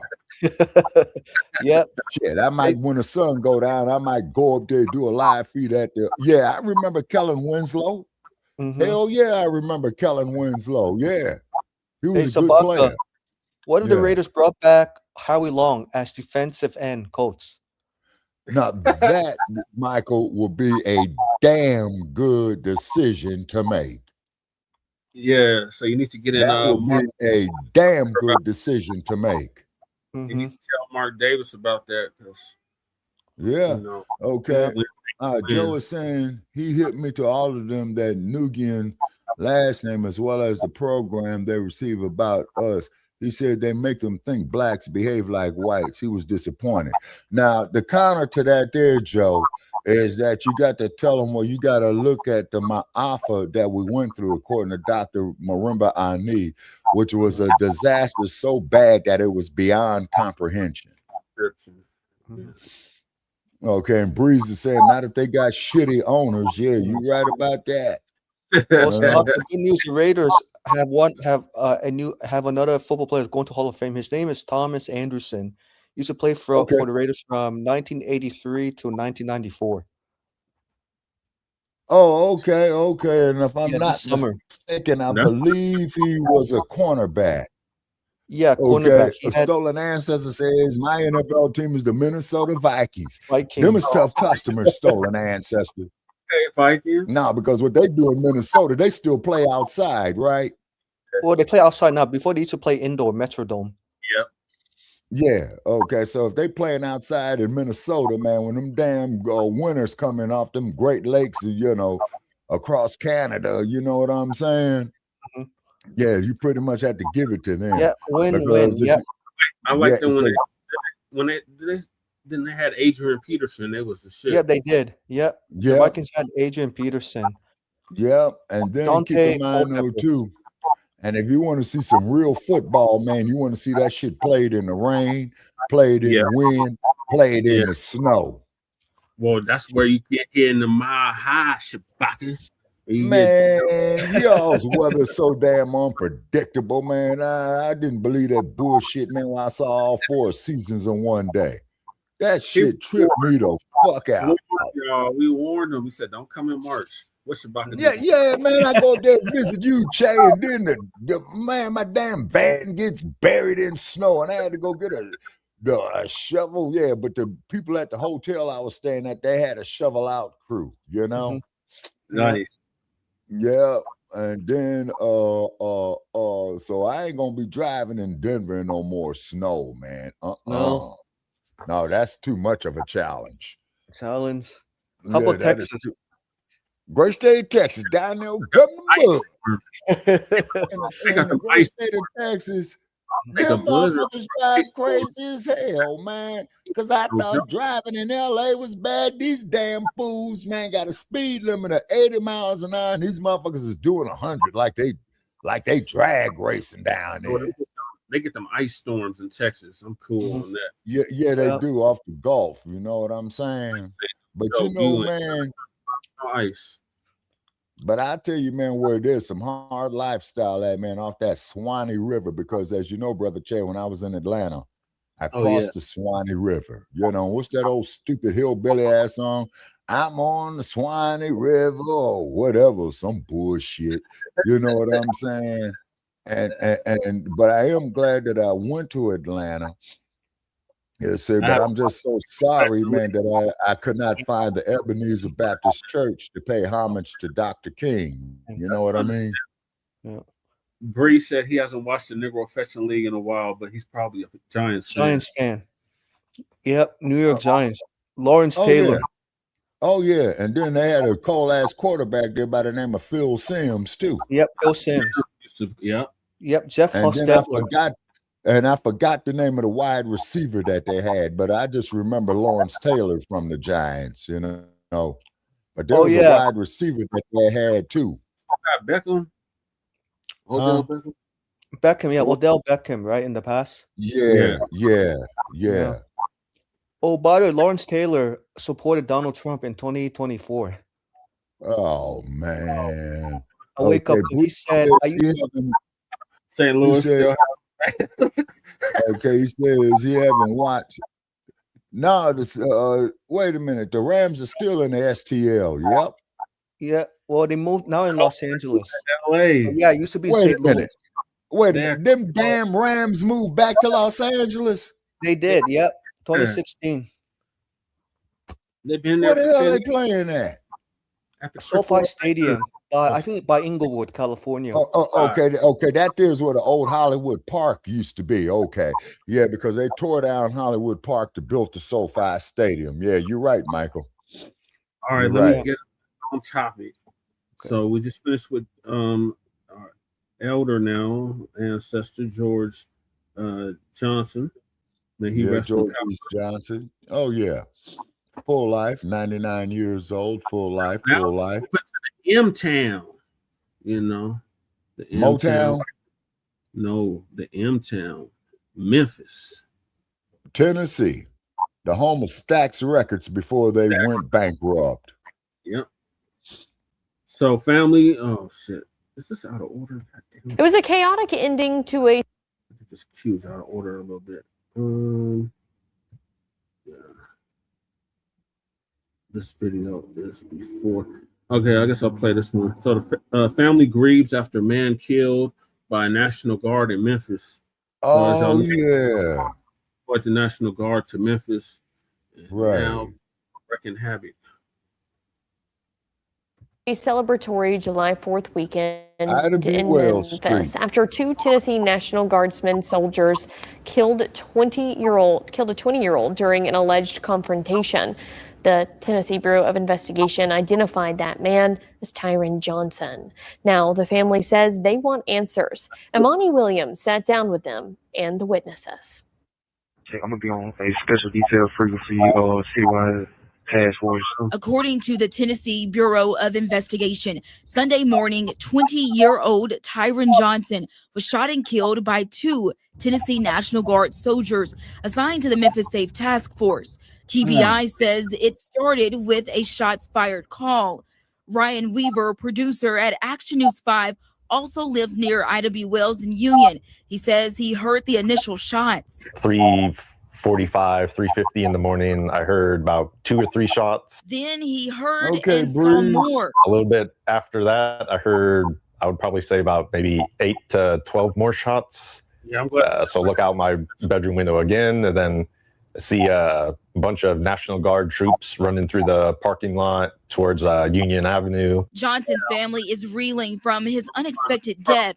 Terrence Pope says Johnson was like a son. Killing him, it messed everybody up. He was number 20 years old. I haven't even started living this life yet. Johnson was a new dad, moved to Nashville, and came to Memphis for the weekend. I couldn't do nothing but think about, we just went to Chicago and got your baby. And like now his baby got to grow up without him. As the investigation continues, questions surround what led to the National Guard shooting Johnson. Look at these reports. Memphis police say Johnson turned toward the National Guard with a gun. Hours later, the National Guard says soldiers responded to a shots fired call involving an armed male. Then later, the TBI says that portion of the incident is under investigation. I don't know what's true or not, so I can't speak on it. Pope says Johnson was not violent and questions the Memphis Safe Task Force. The White House and Governor Bill Lee's office did not respond to a request for comment. All I can say is, if y'all gonna fight against the violent criminals, get the violent ones for real, not the ones y'all think bad. Because the people y'all think valid might not be valid. That was Imani Williams reporting. Governor Bill Lee described the shooting as tragic and says the details are still being determined, adding he supports a full investigation while also standing behind the Memphis Safe Task Force and the National Guard's presence in that city. Another reason why we need an anti-Black, anti-X. 20 is your time. An investigation right now after a Tennessee National Guard soldiers shot and killed someone in downtown Memphis. That is according to the Memphis Police Department. Martin Stanton has a very closer look at the situation that led up to this. According to Memphis police, officers were called to the area near Ida B. Wells Avenue just before 4 a.m. Sunday on reports of shots fired. When officers arrived, they found several people leaving the area, one of them holding a handgun. Memphis police and Tennessee National Guard military police chased him. Fox 13 spoke with a pair of brothers who pulled up in the chaos. Man, we pulled up, walked to the end of the street, then we heard gunshots, and people take out running. The Tennessee Bureau of Investigation says Tyron Johnson turned towards National Guardsmen while armed. 2 National Guard officers shot and killed him. No officers or guardsmen were reported hurt. As the investigation continued into the early morning hours, Johnson's family arrived. Yeah, we come from a big family, so family is a big deal with us. So it's just watching the mama get the news. That's different. I wouldn't even want my mama to get news like that. It's really very surreal, to me. TBI agents are now leading an investigation into the shooting at the request of Shelby County District Attorney General Steve Mulroy. His office will review the evidence they collect and decide whether the shooting was legal. It's really becoming normal. And it's sad to say it, but it really is becoming a normal thing out here. That was Martin Sten reporting there. Fox 17 News will continue to follow this investigation and bring you an update as soon as we get it both on air and online. Sure you will. Well, RIP to our brother. I got one more clip on this, and it's from Rashad Rich. I'm taking you now to Tennessee. Tennessee National Guard troops shoot a black male dead. Tennessee National Guard troops. Put up the picture. Full mask. 2 Tennessee National Guard soldiers assigned to the Memphis Safe Task Force fatally shot a 20-year-old named Tyron Johnson. Tyron Johnson was a student at Tennessee State University, TSU, and a new father. Inbox on Facebook. I'm going to give you details of how it unfolded, but I want to remind you the details come from the Tennessee Military Department, okay? So understand the genesis of the details. The National Guard members were assisting Memphis police officers in responding to a report of shots fired in downtown Memphis shortly before 4 a.m. According to a statement released by the Memphis Police Department, when police arrived, they observed multiple individuals leaving the area, including an armed male carrying a handgun. That's according to the police. Police and soldiers pursued, quote, during the pursuit, the male turned toward National Guard members with his weapon, end quote, the statement said. Another quote, Tennessee National Guard soldiers discharged their weapons, striking the male, end quote. Accounts of what led to the National Guard firing shots differ among agencies. We have yet to hear a coherent timeline. 2 Tennessee National Guard medical specialists provided first aid. The police. But Johnson was pronounced dead at the scene, according to Darren Haas, a spokesperson for the Tennessee Military Department. The TBI, which investigates officer-involved shootings across the state, confirmed Monday it has opened an independent investigation into the incident at the request of the Shelby County District Attorney. Yeah, that's true. Now you have multiple agencies involved. At this trying to get stage their of lines development, straight. something this horrendous, ironically, you usually don't have the district attorney involved You're yet. right, Val. Okay, I want you to follow the agencies that are getting involved. The reason is because the DA generally is not an investigative agency. Your police department is. Your police department is the investigative agency, whatever police department that may be. Hell, it could be the federal police, FBI, but they are the investigative agency. Now, does the county DA have the ability to investigate? Sure, they have investigators there. Usually they investigate the trials. And find that they did nothing wrong. But the county DA is requesting an investigation. The DA is elected to prosecute crimes. Right. The DA is elected to prosecute crimes. Unless the DA believes that maybe a crime has taken place, the DA doesn't get involved at this level. Right. Unless there's somebody potentially to charge with a crime. I'm reading between the lines. There's more. Quote, for reasons under investigation, the situation escalated, resulting in 2 National Guard soldiers firing upon Mr. Johnson, striking and killing him, end quote. Okay, Joe. The TBI said in the statement it did not identify the soldiers involved and directed inquiries, quote, to the respective department to answer as it sees fit, end quote. Lieutenant Colonel Haas, spokesperson for the Tennessee National Guard, also declined to identify the personnel involved. There's more. Information from someone close to the deceased. Action News 5. With someone close to Johnson who wanted to stay anonymous for their safety. That person said Johnson fired 2 shots in the air Happens when you invest for his safety that morning. Yep. The person said Johnson was being followed by people whom he believed would hurt him. The person told Action News 5 that Johnson fired the shots as a warning. Joe. Johnson was a new father who moved to Nashville and returned to Memphis for the 4th of July weekend. Remember, this is a college student. According to The Guardian, the mayor of Memphis, Paul Young, a Democrat, said the shooting was an unfortunate incident, but he said he would wait for the conclusion of the TBI investigation before commenting further. Young opposed Lee's deployment of the National Guard, which was temporarily halted in November due to a lawsuit claiming the move breached the state's constitution. But the Tennessee Court of Appeals ultimately approved the deployment in April.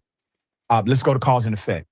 To the Tennessee Court of Appeals, the blood of this young man rests on your hands as well. The community spoke. The community said, we don't want them here policing. Never fire a warning. Because they're not trained to police. They're trained to kill. Exactly. Mm-hmm. They're not trained to de-escalate. Nope. They're trained to blow things up. They're trained to see everything as a threat. Everything. We don't want them here. Especially. And that's City gets an act of involved. cowardness. Right decision is made. Court of Appeals says, guess what? You don't have the authority to stop Justin this. Pearson got to say about this. There's more. Young and allies pointed out at the State House that high crime rates were already falling in Memphis when Governor Bill Lee sent in the state's military forces in support of Trump's directive. And they said the move was another step by Tennessee's Republican leaders to chip away at the autonomy of cities under Democratic control. Citing TBI data, the AP reported that Sunday's case was at least the 4th officer-involved shooting linked to the Memphis Safe Task Force, which comprises federal and local agencies. Once again, the irony cannot be more they should not staggering be for holding them in your face. That's some bullshit. Hypocritical. The party of smaller government, less government intrusion, more local control is now the party of massive government intrusion, no local control. When Lee initially deployed the Guard in September, he told reporters that they would not make arrests. This is what governors would typically say in every state, that they would not make arrests. They would not carry weapons unless requested by the police. His staff declined to specify when Guard members initially began carrying weapons, but noted that all soldiers who are assigned to the Memphis Safe Task Force are deputized by the U.S. Marshals Service.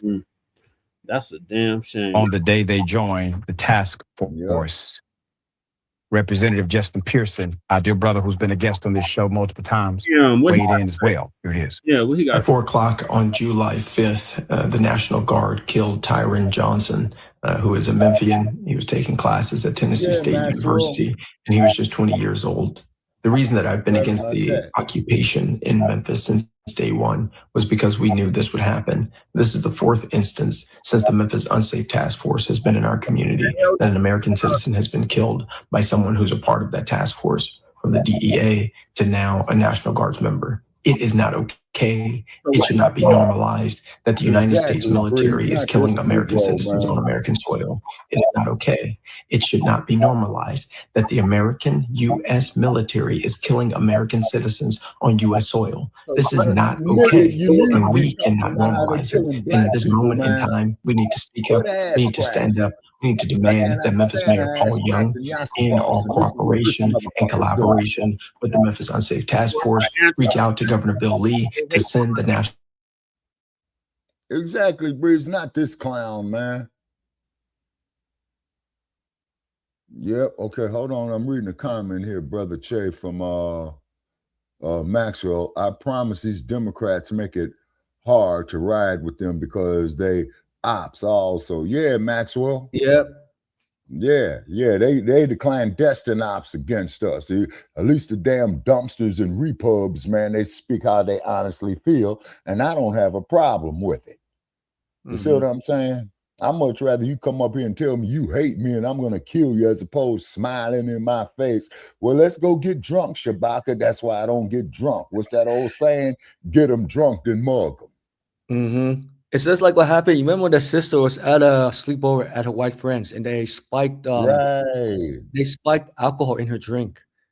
Yeah, right. And them white boys probably raped her too, Michael. What happened to Jesse? Jesse, you're there.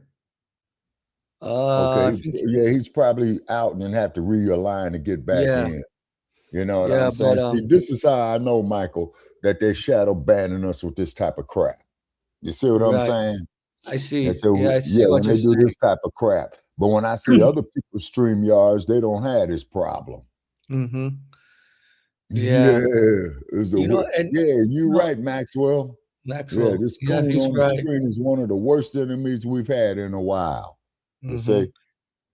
Yeah, and you know what's even worse too, Shabaka? It's just not only the white supremacists, also the racist Asians and Hispanics. They're more likely to smile and keep their racism very quiet. That's even more dangerous than the white racists, saying it. You know what I mean? Oh, yeah. And this is why, Michael, you'll hear me say, man, never apologize for how you honestly feel, man, because you ought to see the crap that comes across my laptop, man, of the stuff that they say about me, to me, and all that, particularly when it's dealing with the reparations issues. Well, that happened so long ago. And then when I try to intellectualize with these idiots, right? Right. And I said, okay, all that wealth you got, you reinvested it and made more money off of it. And then your descendants, accumulated more wealth that they put on it with the Jim Crow laws, with the Black codes. You see what I'm saying? So therefore, they got established, in the 50s and the 60s and stuff like that. And they pass on down the generational wealth. And at the same token, with them passing down the generational wealth, they passing down the attitudes that they still have, man, ever since the 1860s or the Civil War. Because I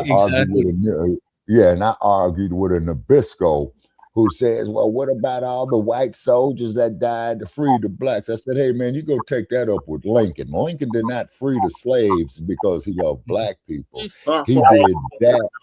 They can miss us with that bullshit. I'm back, y'all.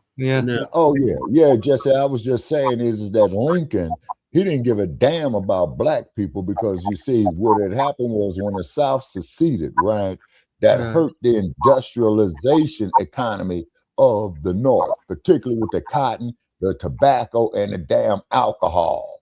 When they was down in Louisiana chopping that sugar cane, because the big industry that came after that was alcohol. Well, he ain't saying nothing. He ain't gonna do nothing about that brother getting killed or the other people that's been killed down there. Oh, Justin Pearson's punk. Justin Pearson. He sounds by the way, Lincoln didn't free us. He said we freed ourselves. Okay, now, Breeze, you got a point on that is because, there was some resistance. That's what Sister Harriet was about. That's what Freddie D was about. A lot of resistance. Yeah.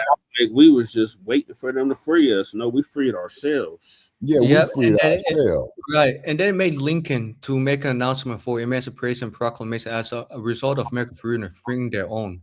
And but the thing is, Michael, I hate to interrupt you.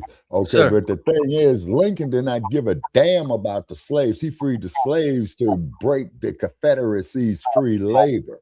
You see, because Lincoln had stated himself in his speeches that I read here in this book I got on Frederick Douglass. It's about a million pages long, one of them thick ones, right? Lincoln did that to weaken the free labor of the South on their armaments, like blacksmiths, gunsmiths. You say, now Breeze said he didn't free us, we freed ourselves. Okay, that too, Breeze. That's what Sister Harriet Tubman was about when she did the Underground Railroad, when a big 6'10", 300-pound buffed out Negro who was a slave. Oh, Sister Harriet, we got to go back to the master. You know, we can't do this. And she will level that street sweeper and says, fool, you either going to be free or dead. You got like about 10 seconds to make up your mind. Now, glad you brought that up, Fresh. Now, Wells Fargo. Yep, from chattel slavery. Yep. Yes, sir. Now, Wells Fargo is headquartered in San Francisco. See, and they capitalized real heavily off that gold rush to California, because everybody was taking the Wells Fargo stage up there to Placerville and all that shit. And then, of course, your brother Chad, I told you about my experience in Placerville, where they got the hangman's tree. And it's the California, and it's a California State Historical Landmark, you know? And then you can tell by the architecture of those cities like Placerville, like the one in Calaveras County. I forgot the name of that motherfucker. Okay, but anyway, that's where Mark Twain was. Yes. Shabaka, very quick. So I did reach out to Justin Pearson about reparations, no response. And Justin Pearson sounds more like a brat when he talks. I'm sure you know this. Okay. Justin Pearson. Yeah, I would like to debate his ass. You know what I'm saying? Because I'll give him this smoke. I know, and he ain't gonna step up to the plate. He don't want this heat. But he talking about they need to reelect him for what? Dog catcher. Picking up shit. Yeah, I'll endorse him for that. And as Val says, yes, we did free ourselves. We fought for it. Oh, hell yeah. Like it's not given. Yeah. Right. Yeah, Val, we did free. We fought for it. So working on my machine, but still listening. Okay, Maxwell, you know, appreciate you, Mr. Maxwell Jenkins. Yeah, you know. Yeah. So, and like I said, and I'm going to emphasize this even more. So Lincoln did not free the slaves because he loved colored folk. He freed the slaves because he wanted to break the free labor that the Confederacy was getting for war armaments that they were making. The guns, you know what I'm saying? The rounds, okay. Now, Breeze states here more than 250,000 joined the war, not including Harriet and her network of spies and assassins. She deserves to be in Assassin's Creed. That's right, Breeze. She does. Okay, Breeze, could you be more specific on that there, brother? Creed is a game, Shabaka. It's a video game. It's a video game. He's referring to a video game. Okay. So much of a assassin that she deserves to be in that game. Oh, okay. And Sister Harry, dude, had no problem using that double-barrel shotgun. You know what I'm saying? Problem at all. What is it that you always say, Shabaka? What's that? When the 6'7", 6'8" dude. We're talking about Harriet. We got to turn back. Yeah. Oh yeah. That was that house nigga syndrome. The chain was still on his brain, and Harriet would level that shotgun and say, "Man, you either gonna be free or dead. You got 10 seconds to make your mind up." There it is. That's what you usually say. Yes. Yeah, and I'm quite sure, man, she had to dump on a whole lot of them brain dead Negroes. So big rest in power to our brother. We're gonna keep y'all updated on what's happening down there in Memphis. Yeah. Anybody is out there that's from Memphis, please chime in, let us know. Okay, and Breeze is saying we fought for our freedom, so never wonder why Nabiscos despise us. Our ancestors unalive their grannies and pop-pops. Okay, all right. Yeah, they typically display alleged historical characters, you know? Okay. All right, Breeze. Okay. So switching gears, we're going up north, Maine. Racist ass Maine. Yeah, Maine. Let me pull out my notes. Right here, ladies and gentlemen. So there's Plattner suspends his campaign. controversy over sexual assault allegations. He intends to file paperwork to withdraw. Was asking for a fair system to provide health care. Basically, he's doing damage control for the Democrats. Yeah. Democrats are going to announce who's going to replace Plattner. Yeah. Oh yeah, they got mad for that Black Samurai in that game. Yep. Mm-hmm. Yeah. I'm not surprised if And then Plattner. of course we want huh? I said I would not be surprised if Plattner comes out as a racist. I wouldn't be Oh surprised yeah. either. Yeah, I wouldn't be surprised either. Then the scientists are trying to dim the sun with reflective particles to dim the sun. Yeah, that's gonna be the last topic. Yeah, and they talking about to slow down climate change, crazy shit and mad science. That's what I got on that. So when you get to that, Brother Che, you know, I'm just putting out there some notes, you know, that I took down when I saw the shit on the idiot box. You know what I mean? Spectre of racist white supremacist Amy Goodman, to quote Grieves, is going to give us an update on what happens next in Maine. Calls mount for Graham Plattner to drop out of this race. Oh, Jesse, quickly at 1, I have to leave. I'll come back at 1:45. I have a meeting at 1. Just want to let you know. Okay, got you. But yeah, so I'll be stepping away briefly at 1 p.m. and be back at 1:45 if you're still available. Yeah, be on. Okay. Okay, and isn't Lady Che coming on later today too, Brother Che? She might. She's supposed to be coming over here to the Black House. Oh, all right. Okay. So she'll probably do an RBA later on this evening, early morning. For Senate, Graham Okay, Plattner Joe, is what yet is to drop CERN? out of the race. Despite CERN is what I was telling you about, Shabaka, with the collider, where they're trying to recreate the Big Bang, but they open up portals, and there's no telling what's coming out of them portals.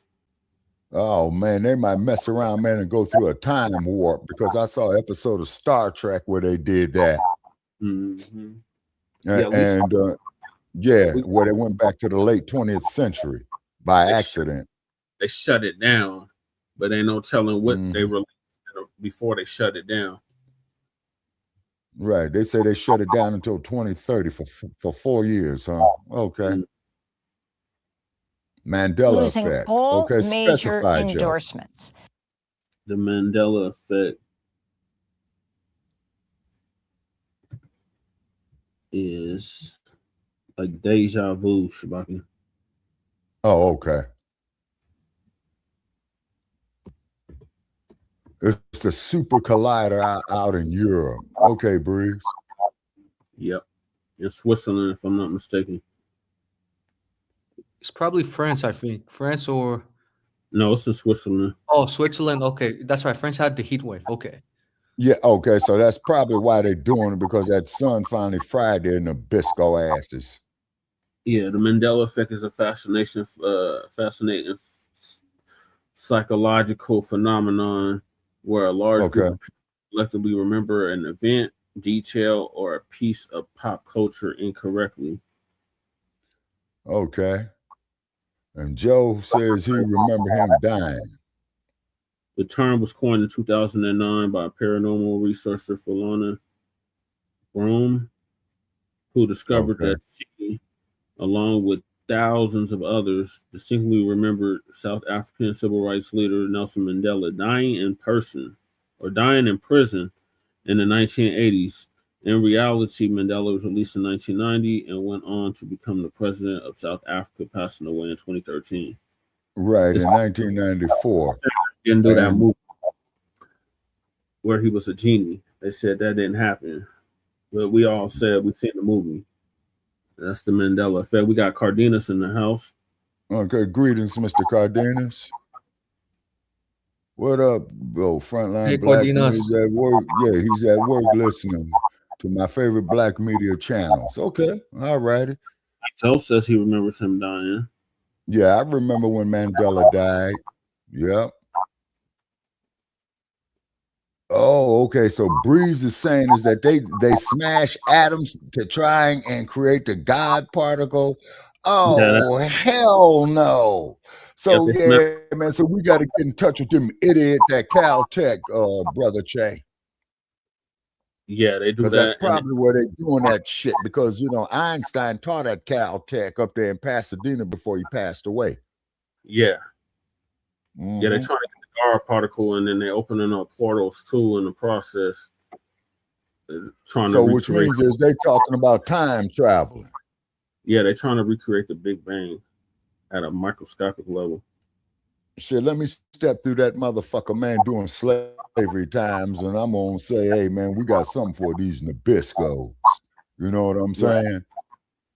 But one thing I would have to understand, though, I would be committing revolutionary suicide. Hey, Jesse, that tattoo Platt has on his own, that's a white supremacist tattoo, right? I think okay, so they say they got. I got to get a up close yeah. view of it, but yeah, I believe that's a white supremacist tattoo. Okay, so wait a minute. So they smashing atoms trying to create the God particle. Time slips. So far, they say 7 parallel universes. Yeah. I sure like to see the other 6 motherfuckers of me, man, in these universes. That's what I'm saying. Like, there's no telling what they done released since before they shut it down. Right. Oh, and by the way, people, the chemtrails are out here in Las Vegas. Right. All right, let's get back to Plattner. His racist white supremacist ass. Okay, From Senators Bernie Sanders and Elizabeth Warren to California Congressmember Ro Khanna. The chair of the Maine Democratic Party and other party leaders posted a statement calling on Plattner to drop out. Under state law, Maine's Democratic Party can name a replacement for Plattner on the November ballot if he withdraws from the race by next Monday. The outcome of the election could determine the balance of power in the U.S. Senate. Calls for his withdrawal follow serious allegations of sexual assault made by Maine resident Jenny Rasico, first reported by Politico Monday. Rasico says she met Plattner in 2019. They dated casually for about 2 years until a night in 2021. According to Rasico, that night, Plattner texted her saying he would come over. Despite asking him not to, he came over anyway and let himself into her unlocked house. She then repeatedly told Plattner she wasn't in the mood, but he persisted. They first scuffled on the couch and a sewing table was knocked over. This is Jenny Rasico speaking to CNN's Jake Tapper. They did an episode on Star Trek about that same principle, Joe. Whatever. Yeah. There was an episode on Star Trek called Mirror Mirror. I was like, okay, I feel like I've said this enough times. Like, he's not listening to me or he's not hearing me. And I looked at him and I remember this very specific look in his eyes. And I could smell alcohol and I was like, this is different. He is heavily intoxicated. Like, and that blank stare was kind of like a photographic memory that I still have of that night. And his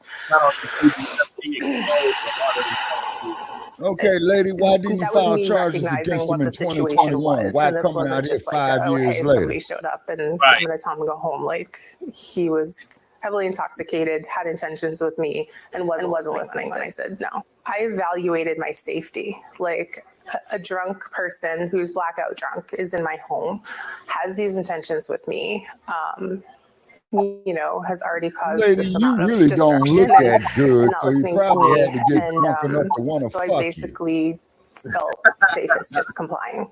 I hate to put it like that. Consensual or no? Just because I don't believe that you can think that scenario was consensual. Yeah, fresh, she's lying. You have to understand that wasn't. When somebody is repeatedly, when somebody in the middle of it says, "Don't touch me," like that's obviously. Said she had to eat herself into brown oblivion. As direct as I can. Damn. Did Graham Plattner rape you? By definition, yes. Graham Plattner has denied the allegations. This is a video he posted Monday afternoon. Exactly. I wanted to directly address the troubling, serious, and false allegations against me.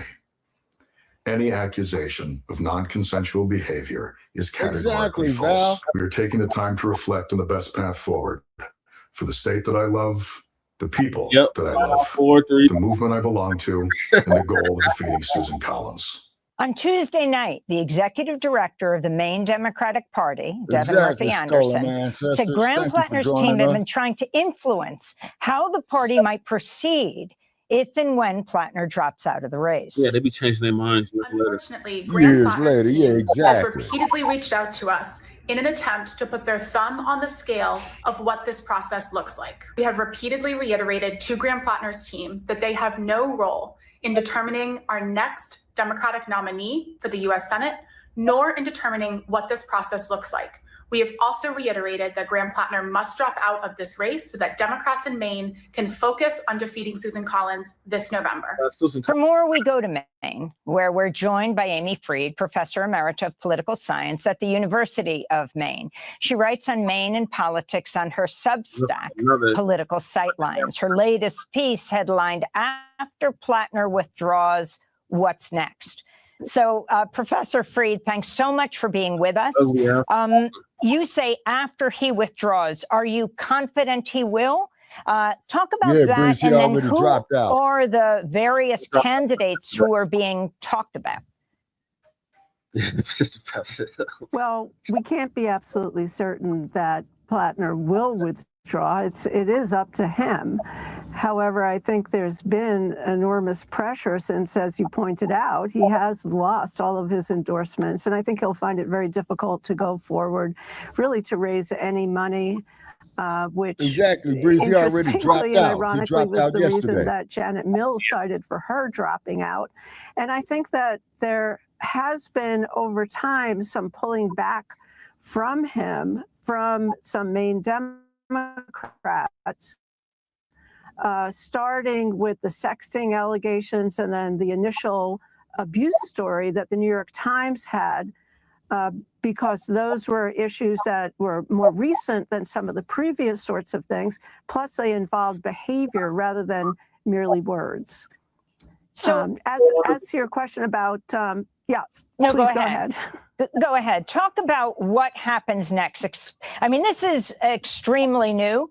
I mean, Maine has not dealt with this before.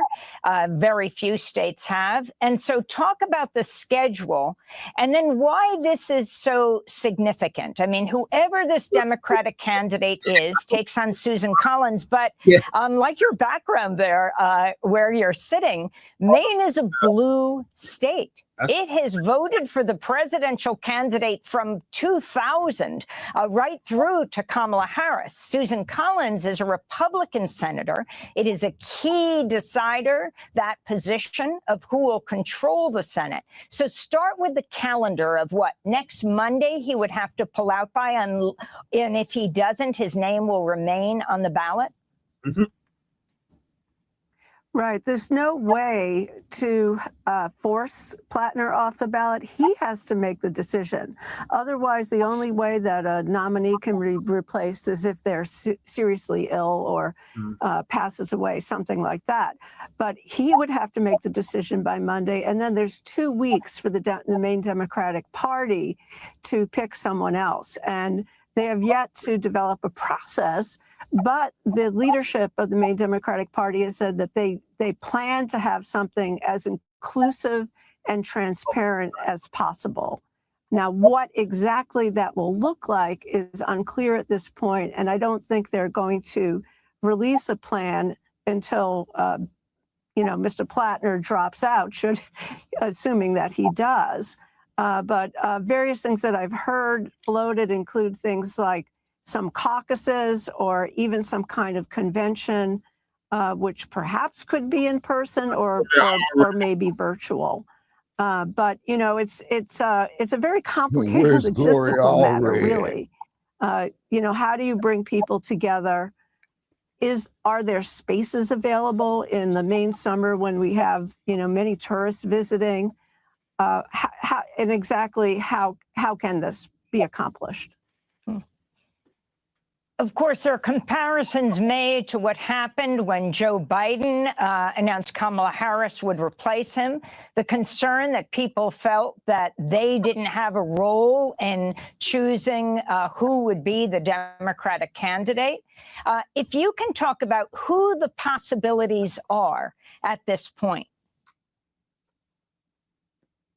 Well, the names that I've heard floated the most are individuals who ran for governor recently. You know, the primary for the Maine governor was the same day as the Senate primary. So it wasn't very long ago. And the top finishers that are closest to Plattner and have the most credibility, probably more broadly with the electorate, include Troy Jackson, who is from a working class background. He was a logger and he was the Senate president. He was very much supported by Maine labor unions. And then also Shannon Bellows, who's the sitting Secretary of State. Just to be clear, Troy Jackson ran to be the Democratic nominee for governor in Maine and lost in the primary to Hannah Pingree. So far, he's the only possible replacement to Graham Plattner, who's filed paperwork to formally explore a bid for the Senate. I wanted to go to an ad released by his campaign for governor. They were definitely some high mileage From Allagash. In '98, we were getting squeezed by greedy billionaires trying to replace us. So we blocked the border. When they arrested us, they thought they'd won. But I was just getting started. For 20 years, I fought against the corporations and Republicans who've been holding us back in Maine. I'm Troy Jackson, and I'm the only Democrat for governor endorsed by Bernie Sanders, and my only special interest is you. Lord. So that's Troy Jackson. And one of the issues that has been raised is the issue of the movement, which is definitely pulling away, to say the least, from Graham Plattner. But the positions he took on different issues, from, you know, Medicare for all, endless wars, these kinds of issues, if you could address that, and then go on to other candidates. Sure, those are very important issues, and they're important in Maine, they're important in other states, and I think those are good messages to take to the general election.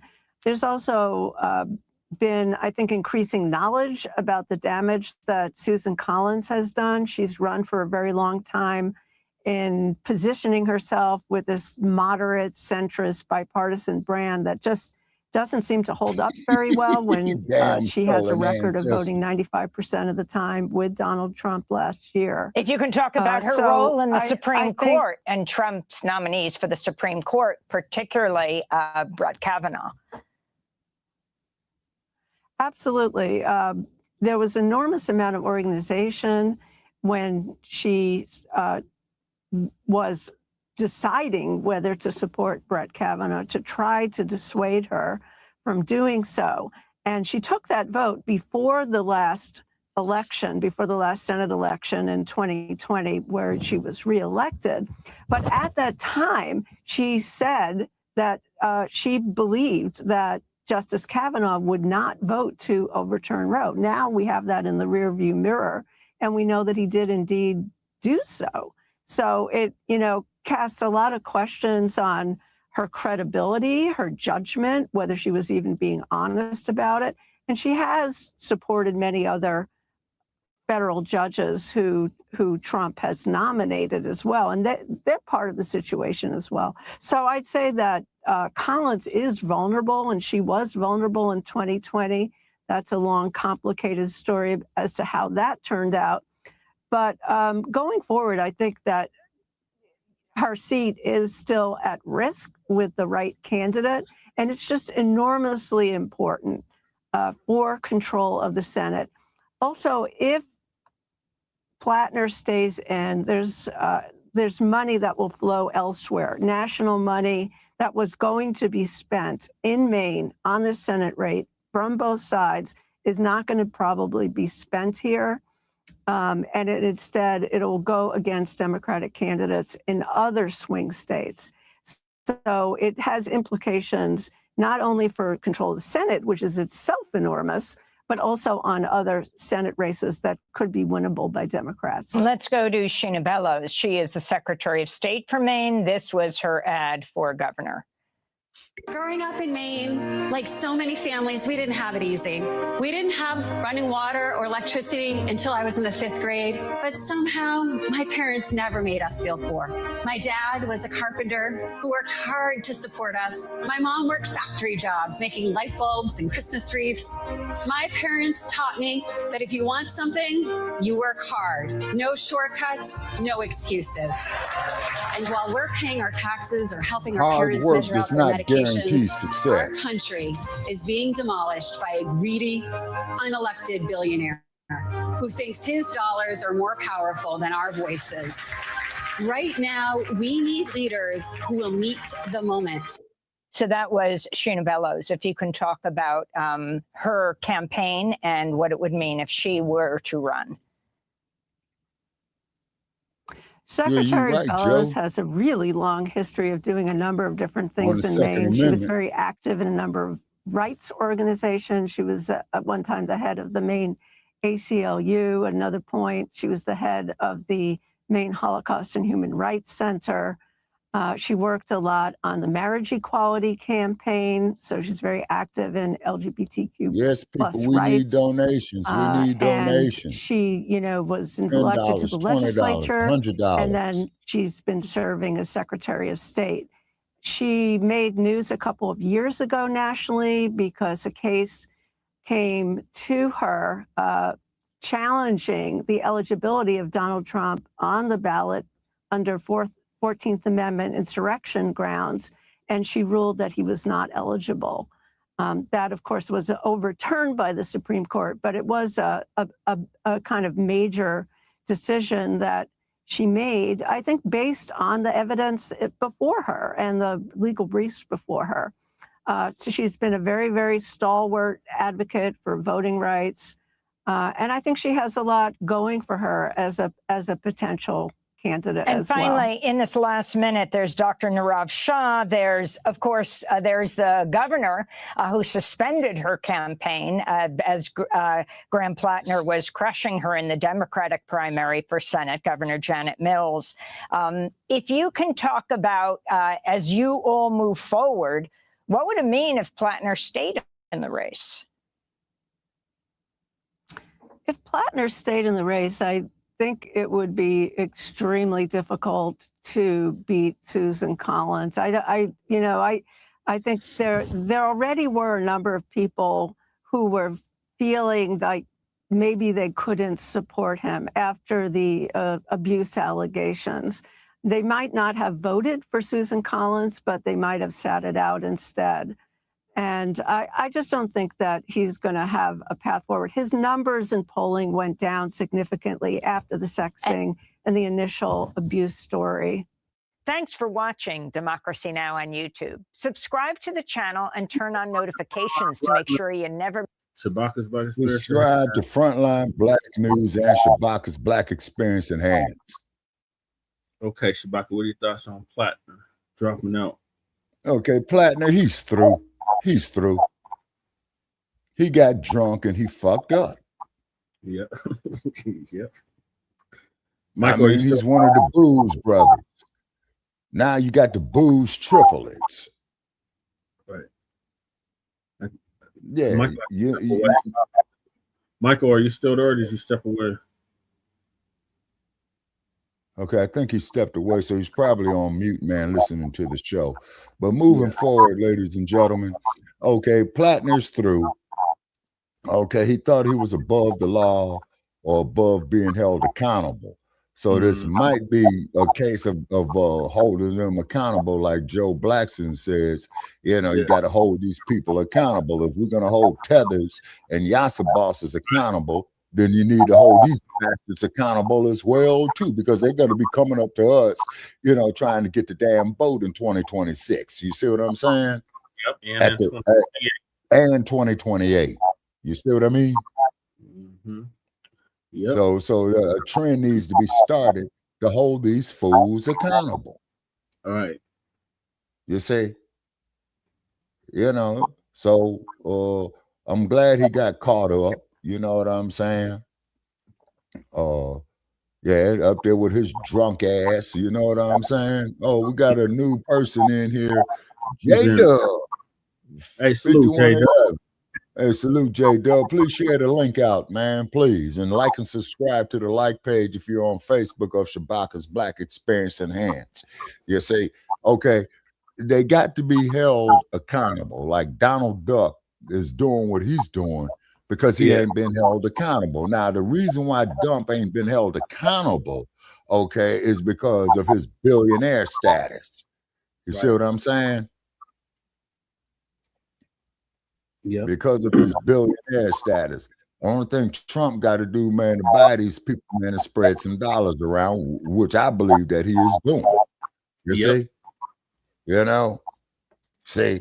And then because, you know, the other candidates don't have Trump's money. See, that's the problem. You cannot let these damn billionaires be politicians. It's because, you see, they could bribe, influence, you see what I'm saying, the electoral process, which they've been doing for a long time.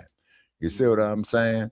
And then, although Jimmy Carter was not a popular president, I appreciated what Jimmy Carter did after he left office. Habitat for Humanity.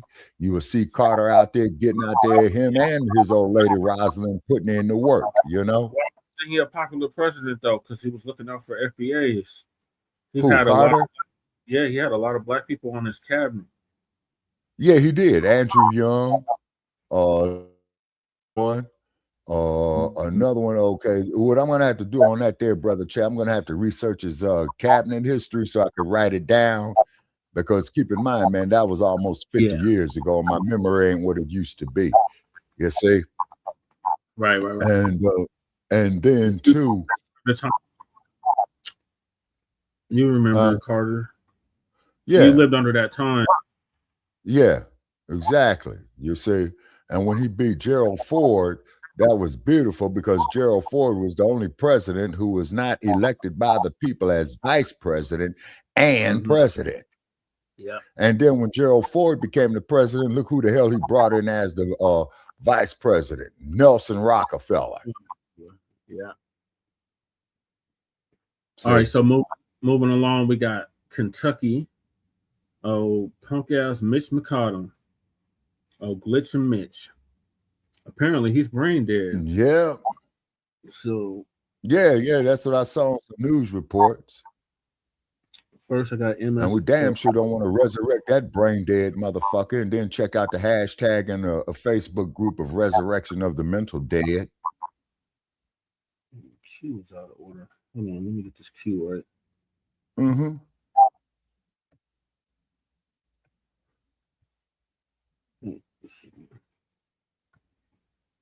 Okay.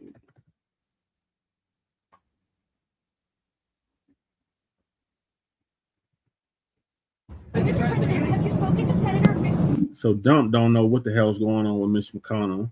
Yeah, and then Dump bought himself a new damn airplane. You see that bullshit? Yeah. A new jailbird. Yeah, the new jailbird, you know? So he said he don't know what's going on with Mitch McConnell. So he has no idea what's happening with him. Since his hospitalization. How's he doing? I have no idea how he's doing. Well, MS Now congressional reporter Michael Schnell has been on top of this story. Charlie is still with us. Michael, this is now bipartisan. Does that change things? It could, Alicia. It could certainly put some pressure on his office to release more information or just simply say what brought him into the hospital and why he's still there right now. But up until this point, we have not gotten that kind of information. Where things stand right now are not very different from when I spoke to you yesterday. And it's because we still have not gotten any updates from Senator McConnell's office. What we do know is that Senate Majority Leader John Thune and the second highest ranking Senate Republican, John Barrasso, they both said that they spoke with McConnell earlier this week. They had about 20-minute phone calls each. They spoke about a number of topics, but still no update on his condition. Yesterday, there was that letter from Governor Andy Beshear. The old bastard is done. Shit. For more information. And now, the as old you mentioned, motherfucker's we're hearing done. from some Republicans who say they really don't know what's going on with him. And there is some concern. He's brain dead. Marlon Stutzman. I also want to show you some comments from Brett Guthrie. He is a Republican who represents part of Kentucky in the House of Representatives. He said he's texted with McConnell, but there's still some question about what that actually means. Take a listen. This isn't a voice communication, and you haven't seen him. Well, I haven't talked to him personally. So how do you know that the texts themselves are actually coming from him? Well, I've never known anybody to text for him when we text back and forth. So I just absolutely assumed that was from him. So I'm going to be fine. That's what I got back, the response. And I've talked to people on his staff, and I haven't directly talked to him, but I understood he talked to John Thune yesterday or the day before. My understanding, Barrasso and some others. I do believe he's going to recover, and I hope he's back in Washington soon. We need him back.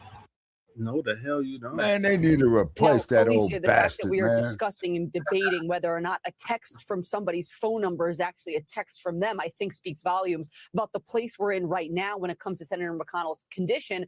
One more thing I'll leave you with. We've gotten the first indication of some questions, or some pressure rather, for Senator McConnell to potentially step aside and resign. There's a new tweet out from Congresswoman Nancy Mace, the Republican from South Carolina. She writes on X, quote, "If McConnell is in as bad a shape as Biden ever was, or worse, he needs to step aside. The charade can't continue. We can't demand of others what we won't demand of ourselves." So we are, Alicia, coming up on that 1 month mark since Mitch McConnell was brought to the hospital. Again, still no word on his condition and what brought him there in the first place, but certainly the bipartisan pressure for more information, very much so, rising.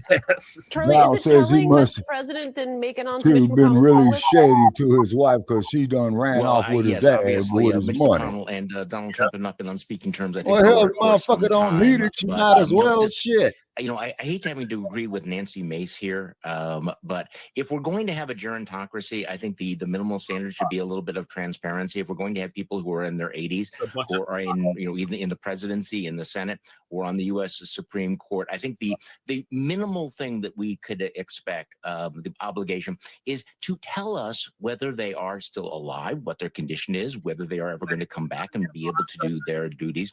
We've just seen so many of these, and quite frankly, cover-ups of the condition. And this notion that somehow someone got a text from Mitch McConnell's number so that we should take that seriously. No, I think that right now, given everything that we have gone through over the last few years, that the voters have every right to say, no, we want some proof of life. We want some actual information.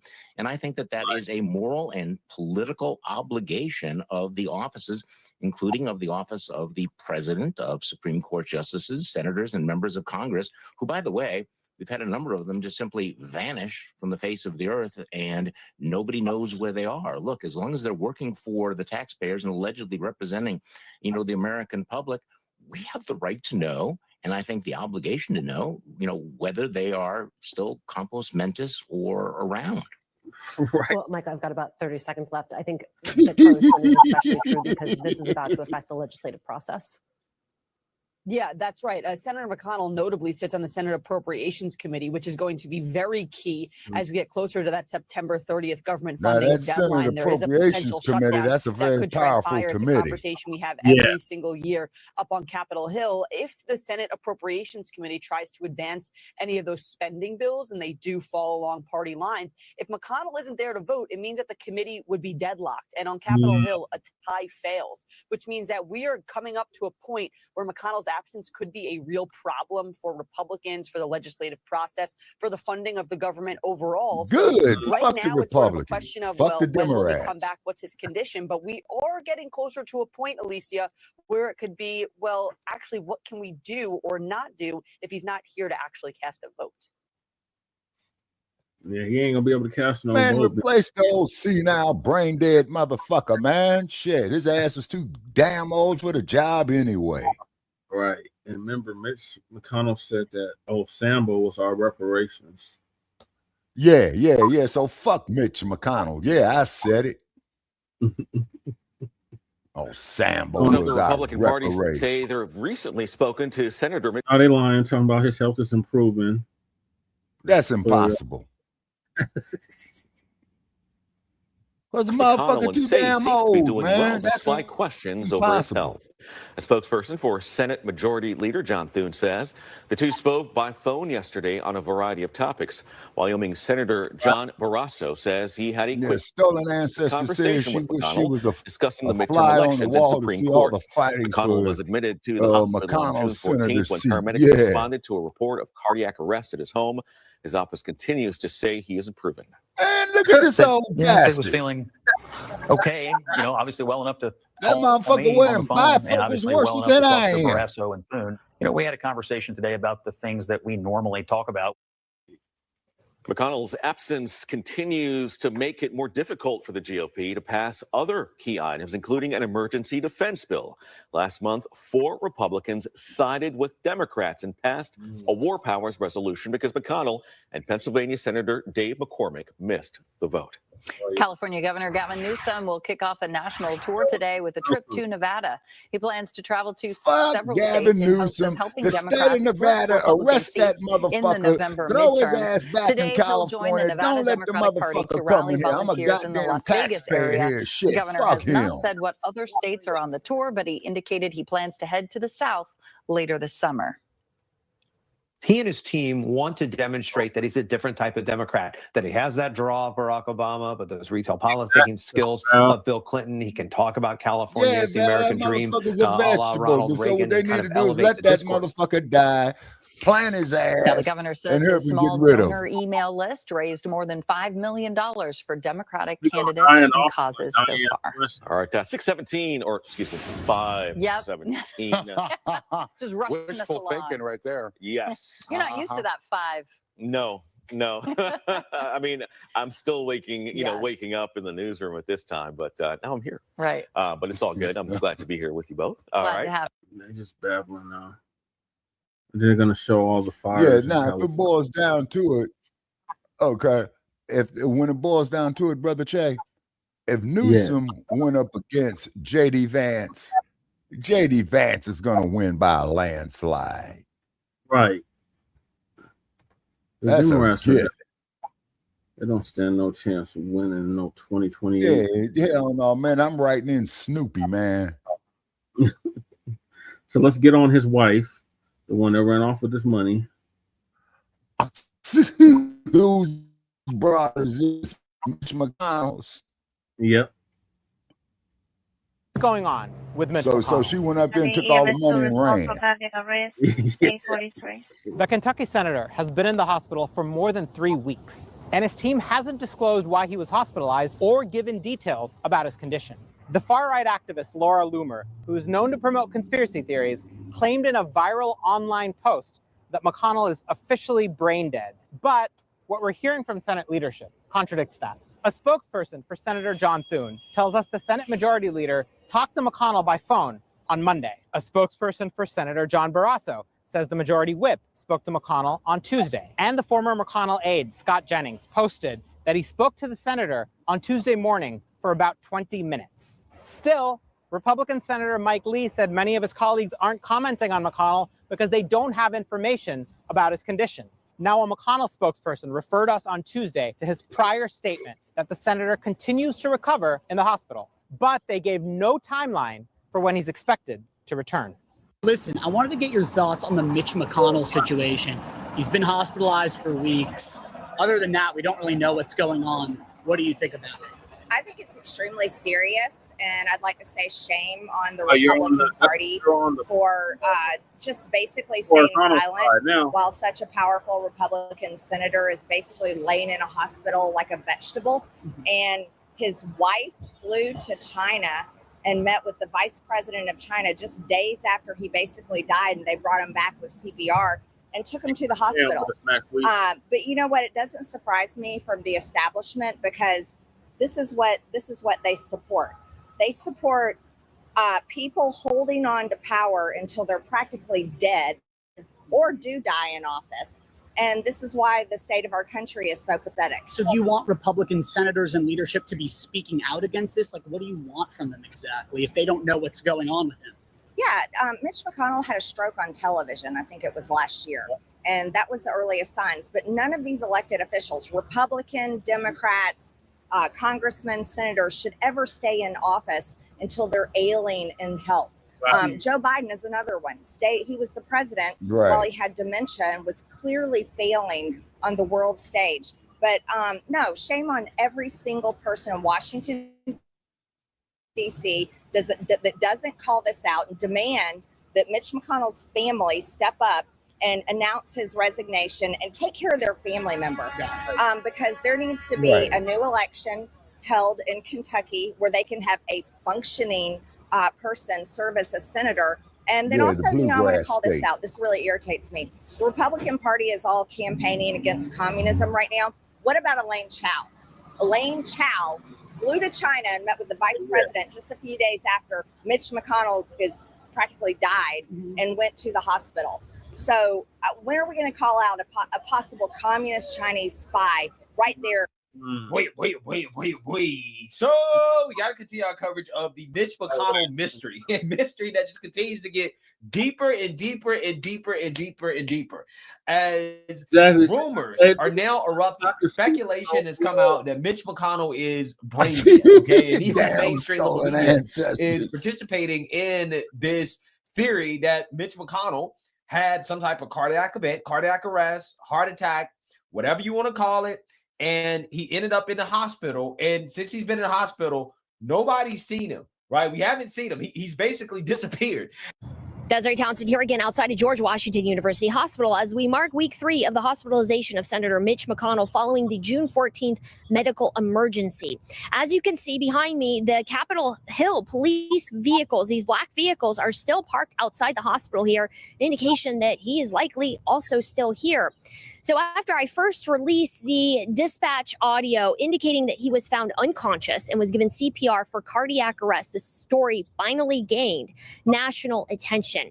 However, I don't think many Americans fully appreciate the seriousness of what may be at stake following Senator McConnell's medical emergency 3 weeks ago, or how Congress's lack of a constitutional mechanism to remove members for incapacity could have broader implications for the nation's governance and, most importantly, national security.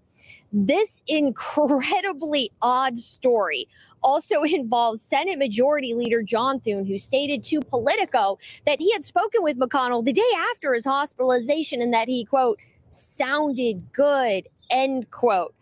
Now, this statement threw off the press for nearly 2 weeks, placating the public until I released the EMS dispatch audio showing the seriousness of this medical emergency. Now, given that Senator McConnell is still here in the hospital 3 weeks later, and as far as I know, he has not spoken with any other members of Congress, now puts this initial remark by Leader Thune into question. And look, he could have just been attempting to give Senator McConnell his privacy, but the better response could have been, I have not heard anything, or I don't know. And this story gets even odder after I reported a couple days ago of a press release documenting that McConnell's wife, Elaine Chao, met with the vice president of China 3 days after his hospitalization. And to be clear, the issue is not merely that Elaine Chao went to China. The issue is she is a private citizen. She holds no official government position. She's married to a sitting U.S. senator who reportedly had a major medical emergency, and now she's meeting with one of China's highest ranking official 3 days later, all while the American public and possibly senior U.S. government officials in the Trump administration, as well as members of Congress, lacked clear information about his condition. So let me be clear about this. A meeting with China's vice president is not casual. Even if this was pre-planned, it signals Beijing views her as someone politically meaningful, yet she has no current role in the U.S. government. So why is she having these meaningful meetings with top government officials in China? Did she potentially carry messages to the CCP? Did she discuss U.S. policy? Or is she being treated as a back channel to non-public information, including her husband's health condition? Now, what I'm about to tell you next is incredibly important important for all of you to understand. Like every sitting member of Congress, Senator McConnell has access to highly classified closed-door intelligence briefings on matters impacting U.S. national security. Those briefings can include topics such as military operations involving Iran, as well as classified discussions related to defense appropriations, an area of particular significance given that McConnell's role as a chair on the Senate Appropriations Committee. Now, if Senator McConnell potentially lacks the mental capacity and independent ability to perform his duties sitting as a U.S. senator, could classified information have been accessed, discussed, or even recorded by individuals hypothetically operating his office behind the scenes?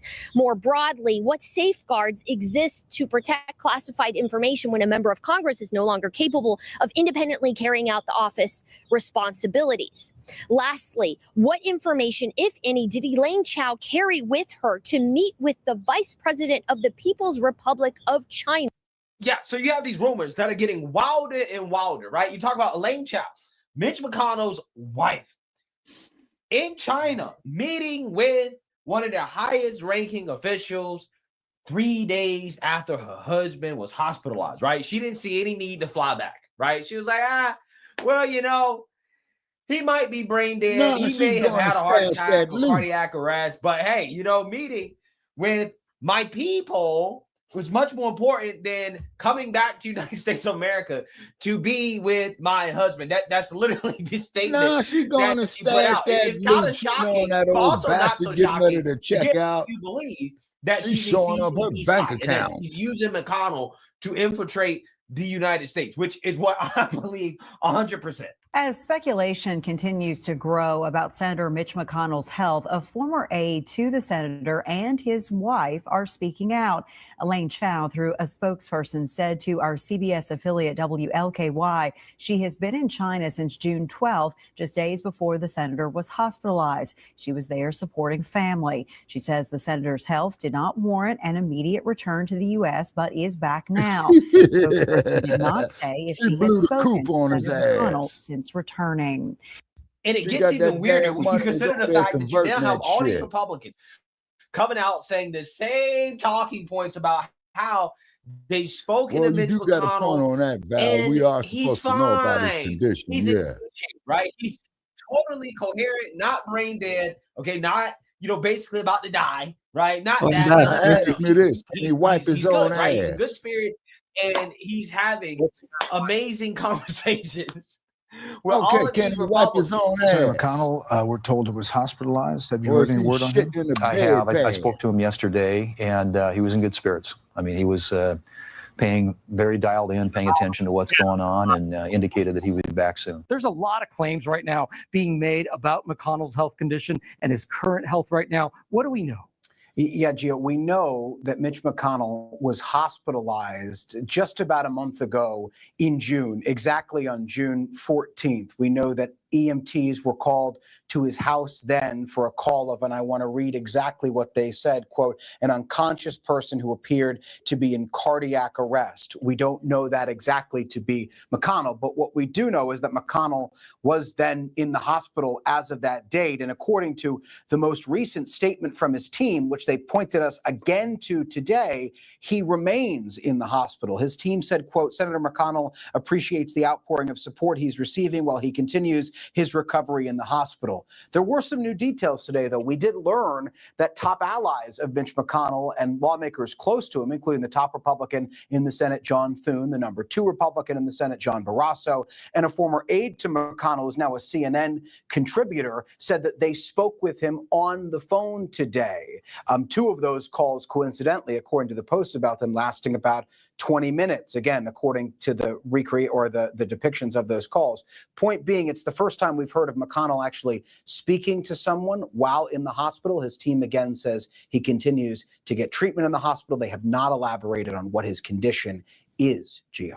Well, Jay, as you can imagine, people right now online, they're asking, when was the last time McConnell was seen in public, and where is his wife? So the last time McConnell was seen was just a few days prior to his hospitalization. So he was hospitalized at just 1 or 2 or 3 days after he last recorded was having voted on the Senate floor. They So ain't around fooling me June with this 12th, June bullshit. 11th. As for his wife, former That Secretary broad Elaine got Chao, his loot and she blew was the on a coop. trip to China. As far as we can tell, she left prior to that medical incident that McConnell underwent, or checking into the hospital, we should say, on June 14th. Again, the details, though, are scarce. We've Jesse, continued to press McConnell's all this office, ask them bullshit for here is updates, damage anything of that control, nature, and sir. they continue to refer us back to that It's statement that they damage first control. issued last week, saying that he remains in the hospital and he's getting care. People also want to zoom out and they want to ask, how long has he been in the Senate? When does his term end? Well, Mitch McConnell is 84 years old. He's been in the Senate since 1984. His term ends this coming January. He was already not going to seek re-election. There's an ongoing race in Kentucky to replace him right now. And remember, Okay, Gio, he had all right. suffered a series of special public health election episodes. to but replace his also, ass he today. is perhaps the most important Senate Republican leader in the history of American politics, who's left an indelible imprint on the Republican Party and on the court system in this country. All right, Jay O'Brien there, who follows it all. Thank you so much, Jay. Appreciate it. Do you think he'd be willing to call into the show? Could we get him on the phone now? You know, I wasn't really expecting him to call this morning, to be honest. So when the phone rang and I was able to talk to him, I was frankly pretty grateful. I mean, as I said, I've known him since I was a teenager.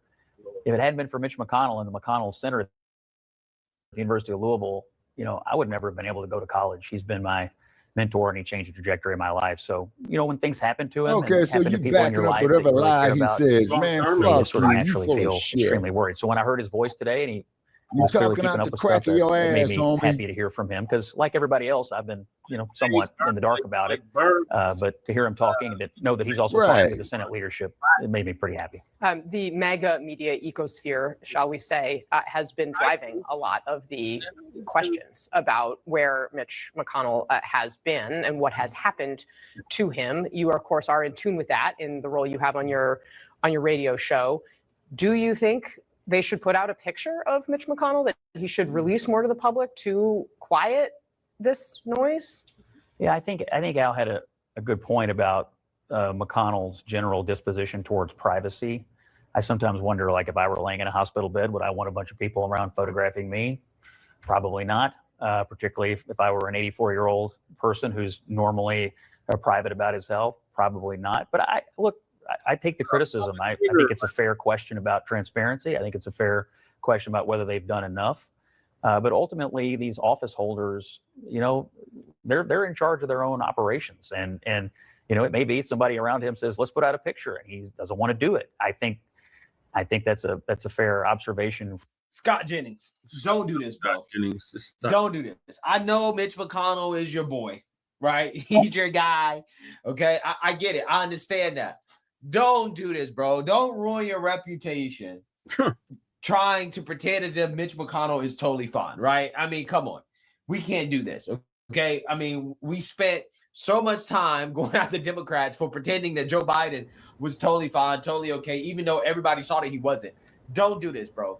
Your reputation is at stake. Don't ruin your great reputation doing this, gaslighting us. We already know what's up, bro. Mitch is not in good shape. We've seen this guy fall down all over the place. We've seen him freeze up in public. Bro, he got one like Joe Biden in the grave, 1 foot on a banana peel. He's almost done, bro. He's almost done. That's what I said. I'm sorry, bro. If he's not brain dead, I mean, like, it ain't much left, right, of Mitch McConnell at this point. Pretty much. Don't do this. Like he called me this morning before I did my radio show. We talked for about 17 minutes.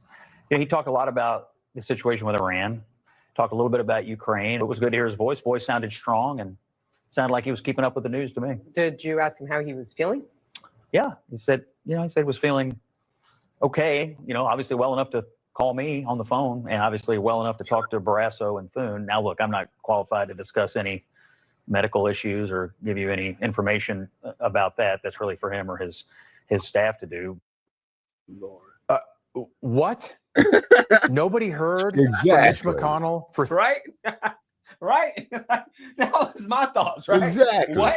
Right?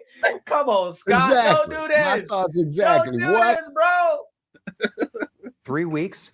And today you talk to him about Iran and the history of the vice presidency and the history of the Senate. What? I'm sorry, I don't buy that at all. How bizarre was that from Scott Jennings, who went from having no problem speculating about Joe Biden's health for 4 years and Lloyd Austin's health and Dianne Feinstein's health, but suddenly he doesn't want to comment on Mitch McConnell's health because he's not a medical expert? What? I don't buy it.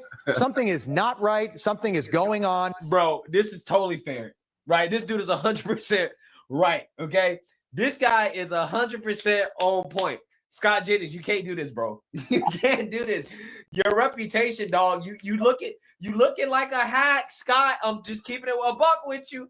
I'm keeping it a buck. I know McConnell's your man. You work for him. I get that. But at the same time, bro, you got to protect your reputation.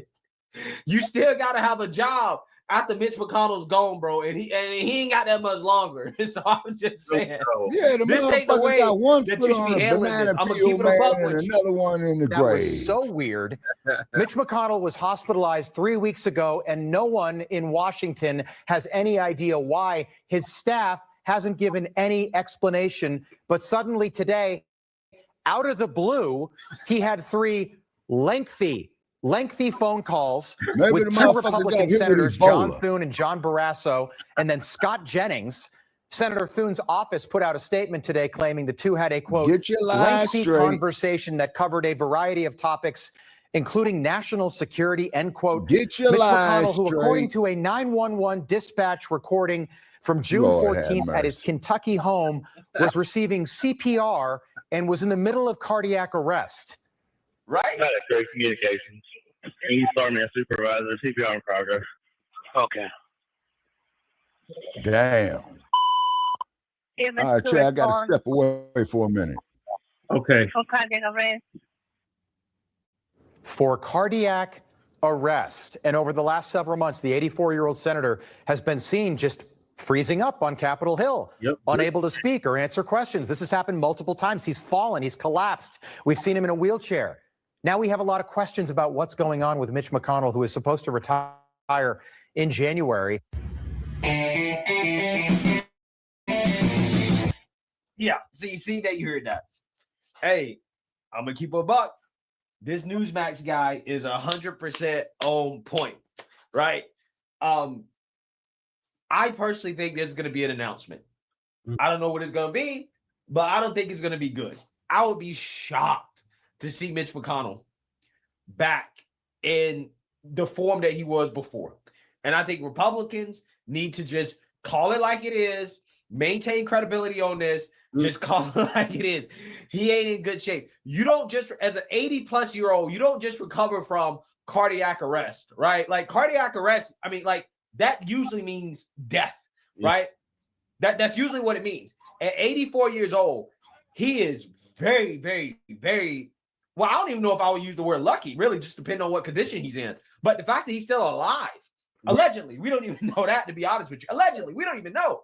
But like again, the fact that he's even alive after cardiac arrest, and they basically had to revive the guy, right? CPR, reviving him, right? Chest pumps, okay? 80-plus years old, and you mean to tell me he's totally fine? He's talking about Iran. He's talking about foreign policy, right? He's talking about the history of the Senate. Get out of here, bro. Right. Get out of here. This is worse gaslighting than what they did with Biden, bro. I'm going to keep it a whole buck with you, okay? I'm going to keep it a whole buck. It's worse gaslighting. You're not going to gaslight me like this. Mitch McConnell is cooked. He's done. Stick a fork in him. Look, at the end of the day, I think stories like this are a great example of why you need term limits, right? You need term limits. You probably need age limits too. Like we just shouldn't have sitting senators who are flat out incapacitated and we don't know. We like if Mitch McConnell was good, all you gotta do is take a selfie. I'm good. Here's a video of me talking about the Senate, about Iran, right? It's very easy. It's very easy to prove that Mitch McConnell is alive, right? Or that he's not brain dead if he's actually not. Okay, if he's in good spirits, it's very easy to prove it, especially with these rumors speculating. All they got to do is just take a video right? FaceTime, right? I'm just saying, like, there's ways to prove that he's good. And because they haven't proved it, and you keep getting these crazy stories that make absolutely no sense. Yeah. I think an announcement is coming soon. We're going to see what it is. But I don't think Mitch is in good shape, to be honest with you. I really don't. But hey, let me know what you guys think. Make sure you like, comment, and subscribe. Most importantly, share. Black Conservative Perspective. Front Line Blacc News. This is Democracy Now! All right, what are y'all thoughts on glitching Mitch? Yeah, Mitch, to be honest, he's never been in great health since 2019, let alone he made a statement about reparations. He said there are not too many living ancestors who came out of U.S. chattel slavery, so there's no need for reparations. Well, Mitch McConnell, karma has returned back. What goes around is definitely going to come back. He said that dumb shit. He said that Osambo was our reparations. Mm-hmm. A lot of dumb shit over the years. Yeah, and you know what? Also, I think the staff, they're trying to. I don't think the doctors are. I don't think the doctors are properly evaluating Mitch McConnell to be fit. No, like Shabaka said, they need to have a special election. Mm-hmm. Get his ass up out of there. Today. Yeah. Like Robert De Niro said in Goodfellas, motherfucker, you paying me today. Not tomorrow. And Val, since his old ass waited too long, now he can't spend that retirement check. Yeah. I doubt it seriously if this man could wipe his own ass. And I don't mean to be vulgar. I'm just being real. Right. Can he get up and take a piss? Right. The last time he was in a wheelchair. Oh, yeah, man. So, yeah, he's pissing all over himself, probably wearing diapers worse than Biden. Yep, he got the Depends on. Yeah. Damn. Yeah. Oh, well. Fuck Mitch McConnell. They can bring him back, but then they have some secret medical technology they've been keeping from the public. Now, I believe that, Val. Yeah. I really do believe that. You know what I mean? Mm-hmm. And then you got these ass scratchers. And how many Yasa bosses and ass scratchers he's got on his staff? From the bluegrass state. I don't think he has any black people on his staff. He sure has Jennings out here running interference. Yeah, and there's actually there's one FBA candidate who's running for a seat. His name is Charles Booker. Oh, he is. Okay. Yeah, he has reparations on the platform, and I actually reached out to him about his reparations. So far, no response. Okay, that sounds about right, Michael. Yeah. You said he has a website. Yeah, he said that Charles Booker says that he supports reparations by inquiring him like, what does his plan look like for reparations? Yeah, in terms of like cash payments, it's going to be Leonard's base because it's just very vague. Yeah, he probably on some HR 40 shit. Yeah. And by the way, Charles Booker was the same kid who lost to Rand Paul. I think I'm trying to remember. About 6 years ago. Yeah, back in 2020. And Lisa Cabrera covered him, as a matter of fact. Oh yeah, she sure covered Charles Booker. Oh, she did. Yes, she did. This was maybe like 6 years ago, I think, and it appeared to me she was supporting him for his U.S. Senate run. Oh, okay. Yeah, what do you say to Lisa about that for next time? Just make sure he actually supports lineage-based cash payment reparations. Reparations. Mm-hmm.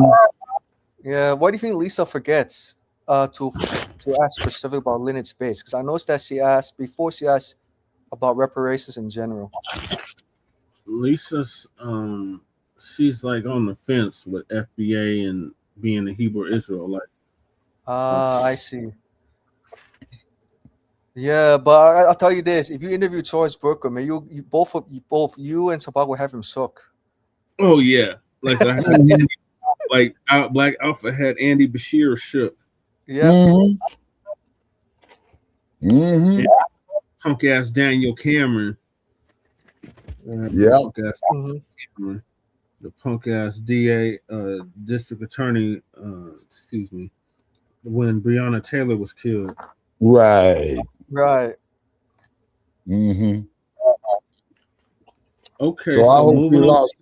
Yeah. So I hope he lost his bid for attorney general for the state of Kentucky. He did. Yeah, Cameron, he lost. Good. Hold on, y'all. Talk amongst yourselves. Yeah, Cameron. Yeah, Cameron lost. Yeah. Okay. And then district attorney. Yeah, and then what happened too, Michael, that they went to the wrong damn address, man. So that's incompetence, man, on the police department's fault right there. You see what I mean? Yep. So if anything, at the least, they should have been charged with manslaughter. You see? Yeah.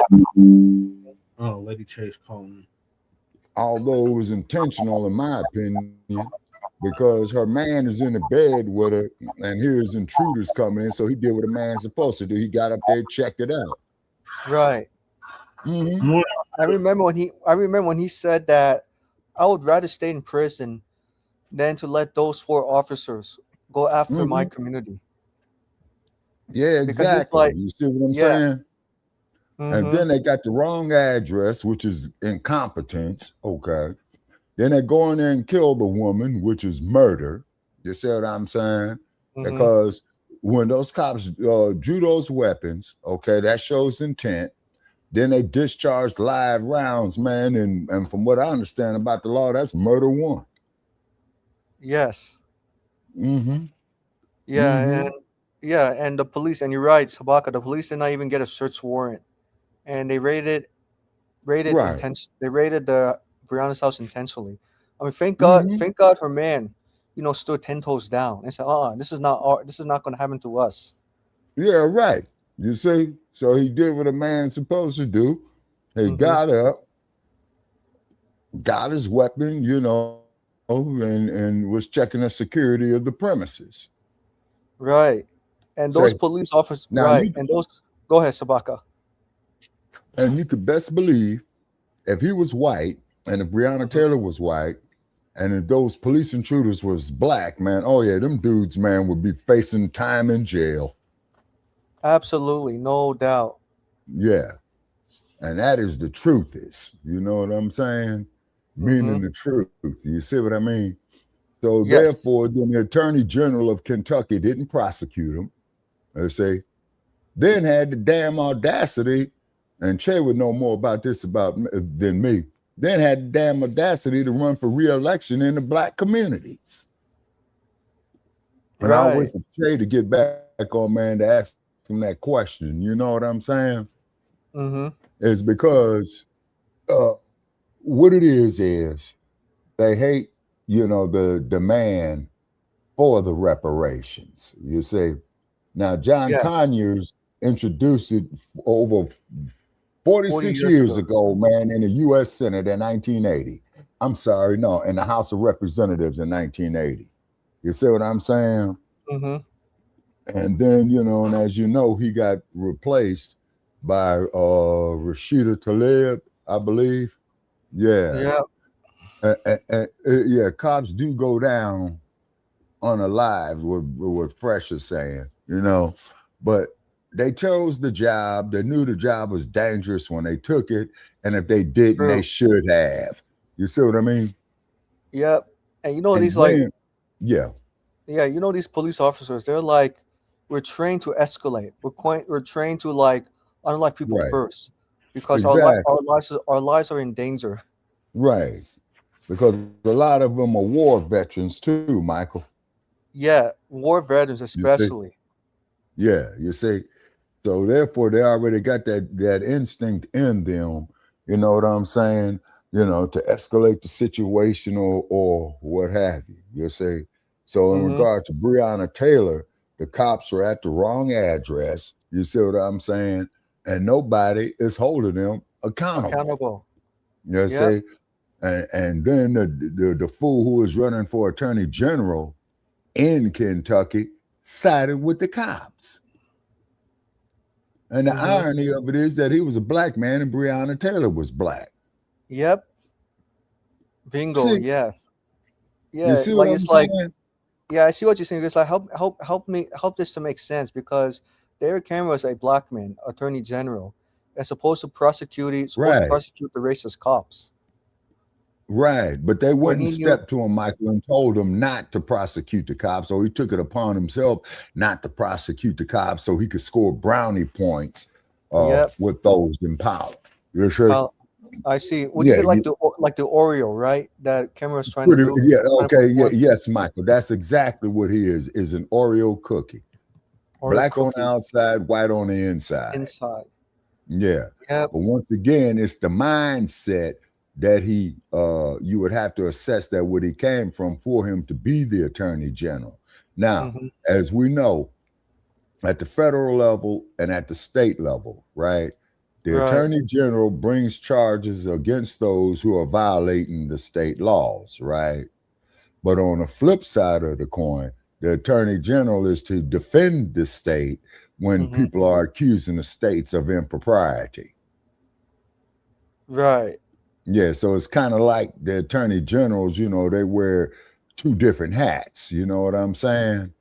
Mm-hmm. Yeah. And also the attorney general. Yep. Also the attorney generals. They're like the cousins, aunties, moms, dads of the white supremacist police force. Yeah, right. They know each other so well, like a clan. Exactly. And then, of course, like what they try to do to Letitia James in New York. You see what I'm saying? Mm-hmm. Right. It's Phyllis Scott. Yeah. Yeah, Phyllis Scott. She had these extra apartments or housing in New York State. Me personally, I don't give a damn. The woman got a doctor. Wait a minute. Shay would know. Okay, you got to have the JD degree, right? To be the attorney general, because you're the chief lawyer of the state. You see what I'm saying? Now, I'm going to tell you who we need to reach out to explain that there to us in detail is Laura Coates. Lauren Coates. You see what I'm saying? Yes, Lauren She's Coates. on CNN. Yeah, she's on CNN. Yeah, because see, she was a federal prosecutor, and Laura Coates holds a doctorate. Yes. Yeah, and she holds a JD degree. You see what I'm saying? Yeah. And Well, the question is, Yeah. My question is, how do you get her to get on code with FBAs? Because she talks more like Becky than she is Laura Coates. Yes, on CNN. Yeah, she does. She does. Her and Abby Phillip, because Abby Phillip comes on before Laura Coates does. Yes. You see, And Abby, like I noticed Abby's like she's too soft on. I noticed that Abby, she's very too soft on addressing anti-black racism. Oh yeah, well she has lineage to Zaire. Or what they renamed the Congo. Hey, Che. Oh, I see Che is back. He could answer the question. Say Che. Oh no, I'm talking to Lady Che. Oh, you're talking to Lady Che. Oh, okay. I thought okay. All right, okay, but according to Che, all right, is that her family is from Zaire, or what used to be the Congo, where they had to rumble in the jungle with Ali Informant. So I don't know if she came here as a baby or as a teenager, or if she was born here. You see what I mean? Right. So I'm gonna have to Google her. You know what I'm saying? Now hold on, let's Google her right now. Okay, hold on, bear with me, people. Yeah, take your time. Okay, Abby Phillip. Okay, Abby Phillip. Okay, all right. Abigail Daniela Phillip is an American CNN news anchor and senior political correspondent who hosts CNN Newsnight and the Saturday Roundtable of Five. Wow. She's a graduate of Harvard? She began at Political ABC News, the Washington Post, before joining CNN in 2017. Okay. She co-moderated a 2020 Democratic debate anchored inside Political Sunday and authored the 2025 book, A Dream deferred on Jesse Jackson's 88 campaign. She is 37 years of age. She is married. Okay. And let's see. And then they got the clips here of all her stuff on CNN, but I'm trying to, get her biography a little bit. Hold on. Okay. Now I hope I'm not going here to a spoof site. Okay. Abby Phillipps' biography. Okay. Abby Phillipps has become one of the most trusted faces in cable news. Okay. And they got a damn ad here. Oh, Lord.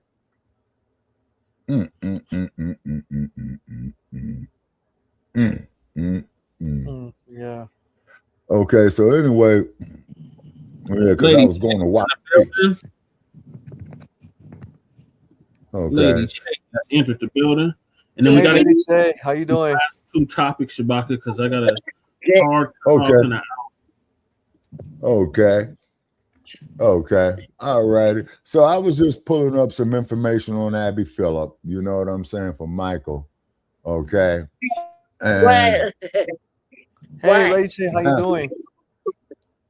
Sick. Oh, you're sick. Yeah, let me holler at let me just chop it up real quick for a second, because I've been here. I've been like, can y'all see me? Yes. Sorry, I had goddamn brains full. Yes. All right, so I can see you. all right, look, y'all know I got a heart condition, so in my house, in my apartment's like, it's considered like I live in Aurora, so this apartment has like no fucking amenity, right? Whatever. So guess all the cool essential air it is house, right? And all the cats, everybody's all good over there. You got me and my brother live in my apartment has no heater mechanism, yet it's hot as hell in the wintertime. Now it's getting hotter. Like the 3rd level of hell in this bitch, right? You can feel it. You can feel the heat emanating from the bottom floor of the apartment, the bottom where the gentleman lives downstairs, up to my floor. Like if my brother was running the AC, he wasn't. And we try to save as much energy as possible. So I got like 2 of these, right? 2 little fans. Yeah. And take it with me. So this is what happened. I'm pretty sure I got an infection somewhere. in my underneath my ribs, like kidney infection or something like that. Anyway, so I've been sick, like I can't move, I'm upset, right? Well, I have made myself. You come in my room. My room's like a nest. It's like a nest in here. Yeah. So I'm like all up in the corner on like all my pillows, like get a little nest, and I keep it all cool, right? Because we I have a condition. If it gets too hot, my heart will stop. If it gets too cold, my heart will stop. So it's like right now. Y'all been to Florida? It's like Florida weather when you come out of the airport. Yep. When you get off the airport from anywhere else in the States, you get up to Florida. You get out the airport and was it? It's Orlando. All you hear. Yeah, it's motherfucking. As soon as you get out there, your hair falls. It's like instant humid, and it starts to curl up and shit. That's exactly how it is right now. So I've been over here sleeping pretty with my hair done, for 5 days since I've been here. Right, Jesse? Yep. Well, we have a festival, a yearly festival. Yeah, we have a yearly Black Arts Festival that we go to, just like Juneteenth. We have yearly festivals, and so we go to Jesse's. I was like, afterwards, I was like, but we're going to the festival today because it starts today. And he's like, no, because I made these bomb ass motherfucking flyers for him to put new flyers to give out for him. He just got to print them out. I'm about to start getting serious with this campaign with the work and the flyers and stuff like that. So I've been really sick. I get to my computer, but it's like it's so hot. Like right now, like just because I came up out my cold nest, and like it immediately, it's like immediate. I don't know what the temperature is, but whatever it is, just add 10 degrees more. 85. It's 85. It's gonna be 90 something today. Damn, boy, you all got it. That's cool for me. Yeah, no, it's not really a big deal when you get outside. It's inside is the problem. You get outside, it's not that hard. It's not that hot. Hotter than it is outside. So if it's 90 All something right, degrees, you get outside, it's cooler than. it's like 100 degrees in there. I mean, y'all see me? Look it up. Shoot, no makeup on. Don't wash my face. Anyway, so I called check on my children and tell Jesse that I needed it. I guess You okay, lady? Say. Yeah, she's having a hard time breathing. Breathing? Okay. You see the oxygen, right? Do you have oxygen, Lady Che? Yeah, she's on the oxygen right now. Right now? It's not high enough. It's just like it's a 5, right? Which is technically okay, Gemini, you guys need to open all those windows, cause all right. We have I have to take a don't do bathroom break, y'all. I'll be right back. Okay, I have to take a bathroom break, man, because unlike Mr. McConnell, man, I can get up and go take a piss. You know what I'm saying? Go handle your business. Old man issues. Old man issues. Yeah, she got to get somewhere cool, like here, where it's nice and AC, it's nice and cool. It's probably like you see how I'm struggling, like to breathe, like yeah, struggling. So I've been late. Like if you come in here, I've been late in the same spot since I got here. I only get up to go to the restroom and maybe eat something. I can't even do that really without my brother's help because and my brother, he busts in to take care of the dog and stuff. It's like, but that's it. He's at work right now. I can't help him right now. Right. But just his work. Oh yeah, I'm going over to. Hey Belle, hi Belle. I'm going over to Jesse's afterwards, and then Is that the Tetanator? Changing their name. Go to Jesse's. Jesse's house is nice and cool. They gets like hot, like in the wintertime. He turns it up to the Bahamas. Bahamas. So you live not too far from Jesse, like 10 minutes. Like a county over. Yeah, the bus is like 35. 35. But right where the festival is, I'm on the bus route, so is he. So I was like, we could just. I didn't want to go over there. I want to make sure I went this time. I went last time. That's true. It's about he gave people a stroke. That's very true. Mm-hmm. And it's gonna be hot enough Yeah, where people can't catch heat stroke. Yeah. Well, there's a real thing going on. Have you noticed? It's with Black women really only that we are having the hardest time in the last 3 years dealing with the heat as we get older, like in 40, between 44 and beyond. In the summertime, Black women, it's only us that are having the hardest time getting through the heat. When normally we're starting to feel nauseated, our head hurts. We feel really like lethargic in our body. Our bones ache. It's hard to like maneuver around. It's just when the heat actually gets us in the inside of the house. For some reason, like almost every Black woman I know, including myself, feels nauseated. And it just needs to be cool, kept cool. Like the dark room got to be dark. Cool air need to be flowing through. Like you need to be drinking cold ass. You know what I mean? Like ice, just shit like they have ice around you. Just to take away that. It's like, I don't know, but it's only like later with us. Late age. Like I'm 46. So, and beyond. Okay, it didn't start hitting till I was like 44. And I started to notice because I have older ladies that are like mother figures to me that are like that. They're like 56, 63. like that. So they're telling me that they're dealing with the same heat. But you ask any other white or off-brand breed, race, or whatever, they don't have the same complaints as we do to the heat. With now, because it's weird. It's like we're under a different sun. It seems like it feels weird. Yep, and that's something frying the hell out. That sun is frying the hell out in the business. I could burn up like crunchy ass bacon.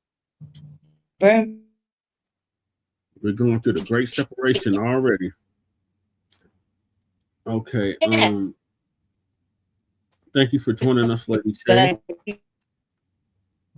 We're going to get to the last two topics, and that is Trump starts the war back up in Iran. Yeah, Lady J, get better, okay? Get well. Yes. Not as well as I'm going to be. Sister Bell says she has a heart condition as well. So I got a congestive heart failure with my piping is my tricuspid valve is barely on. Function 35% on one side, and the other side is non-functioning. That's why all the water is coming on. Yeah. Go ahead. Keep her in your thoughts and prayers, definitely. Yeah, because all I feel right now is in my chest. All I feel is like this, pumping. It's really fast and it's weird. It's like it's kind of. I don't usually get scared, so I'm kind of been scared all week. Yeah. Okay, thank you for joining us, Lady J. So Lisa, don't give us an update on the war starting back up in Iran, and the gas prices are about to spike again.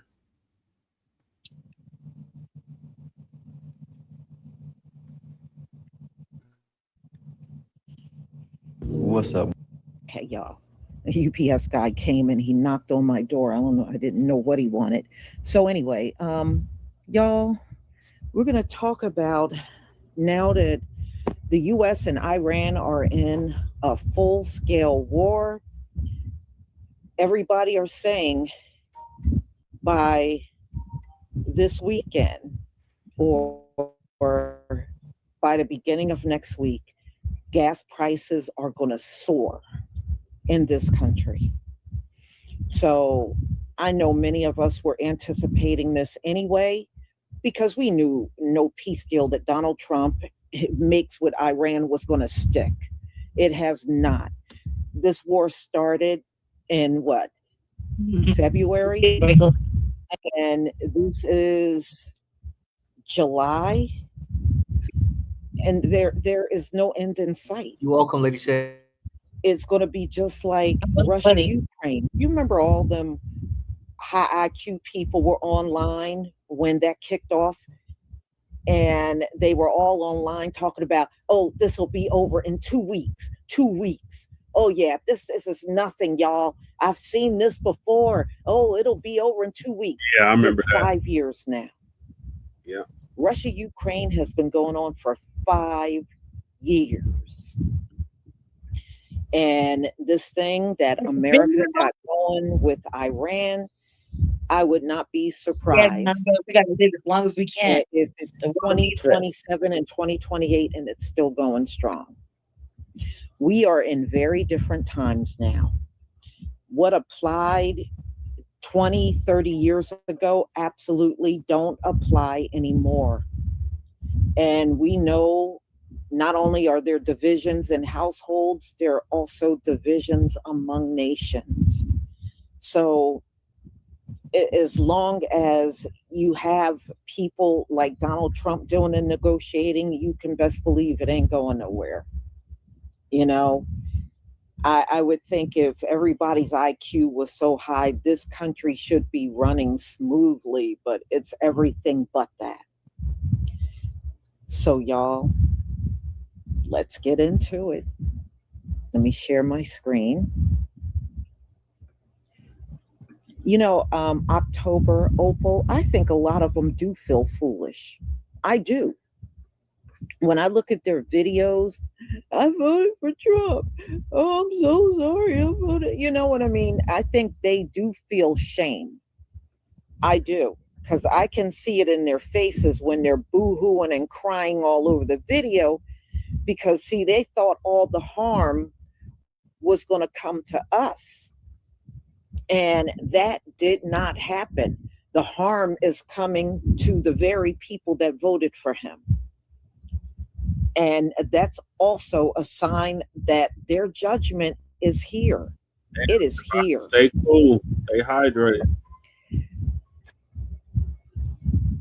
Right as well, Shabaka and everybody else. Thank you for the one. All right. Yeah, he's in a lot. It's dry heat, yeah. I haven't been outside yet, but I can feel like it's dry heat out here, and it's real bad. Oh, Lord, somebody. Breaking news into the Don Lemon Show newsroom as it involves a war in Iran. Get ready for your gas prices to skyrocket because according to Iran, they said be prepared for the price for a barrel of oil to go up to $200. Right now, it's about $100. It hasn't hit that since 2022. However, gas right now is at $3.58 average a gallon. It was $3.48 a gallon yesterday. So 10 cents a day, you do the math. Within a matter of weeks, it'll be to $5, $6, $7 if this continues. Just so you know, when Joe Biden left office in 2025, gas prices were at about $3.11. Now they're at $3.58. Donald Trump likes to talk about gas prices. This is his own creation, a crisis of his own making. Let's see how he gets us out of this. But get ready to pay a lot more for gasoline. Breaking news. Iran war update. The U.S. struck what appears to be an underground missile storage facility in Iran, causing a massive explosion that looks nuclear. Someone tell me what kind of bomb the U.S. has in its arsenal that can cause an explosion like this. The underground site probably explains the size, but honestly, it seems nuclear. Iran struck back with drones that hit Oman's largest oil storage facility, causing major damage. Today, Iran announced it is switching from reciprocal hits to continuous strikes and warns it will drive oil prices to $200 a barrel. Iran says the U.S. will not be able to control oil prices. We won't even allow 1 liter of oil to reach the U.S., Israel, and its partners, and any vessel or tanker bound for them will be a legitimate target. Iran appears to be shifting its military strategy as oil prices have declined and U.S. oil prices are now nearing $90 a barrel again. This is a major change where they were only responding to strikes, but now they will be the aggressor with continuous strikes. What Iran has been doing these last 12 days shows how much restraint. Y'all gas prices about to go up again, y'all. I suggest you go to the fucking gas station now because oil just jumped 6%, which means oil barrels are now $78 a piece. And that's because the memorandum of peace is bye-bye, ho. Yes, Iran and the United States are back at it. They're fighting over the Strait of Hormuz again. So if you follow me on my main page, I'll let y'all know that the memorandum of peace was signed in June. It wasn't a permanent treaty, but it was just saying everybody back the fuck up. We're not going to be shooting at each other. That includes Iran, Lebanon, Israel, and the United States. Don't come together in 90 days and have a real ceasefire deal. Boy, that shit wasn't going to last because Israel kept bombing Lebanon. And Iran said, hey, if y'all don't stop that shit, we ain't going to have no peace. And we still control the strait for like 30 days. Now, the United States is saying that Iran allegedly attacked a ship coming through the Strait of Hormuz. But they got control. I feel like that's their prerogative. But Iran said none of our missiles or our drones hit that damn commercial ship. So in response, Wix R Us decided to say, fuck it, we're going to pop off on y'all. He ordered military strikes on Iran yesterday. Iran said bet and started attacking our military bases in the region. Now, this is where 20% of our oil comes from, that Strait of Hormuz. And before Wix R Us tore up Obama's treaty with Iran, we was doing fucking fine. Now gas prices are about to rise. People's stock markets are crashing. I guarantee you Wix R Us is making bank. Israel's about to start bombing Lebanon again. Taxpayers' dollars are about to pay for all this shit. No, anytime, God, we're still waiting. Actually, you can take him before you take Mitch. For the high prices of gas. It's $4.19 in South Florida today. I'm in Delray right now, and it's $4.19 at this station. Gas has increased $1 a gallon or more all because of this unnecessary war that you've gotten us into in Iran. And you don't even know why we're fighting.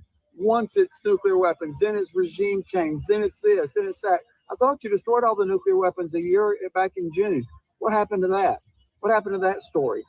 You know, you tell us one story after another story after another story, and you don't even remember which shut story up, you you told us. Nabisco You told us so motherfucker. many You know times. you voted for that I mean, senile bastard man we in the didn't vote last for this. election. I didn't vote for He you can ever. kiss my And ass. MAGA He's didn't full of vote for war shit. either.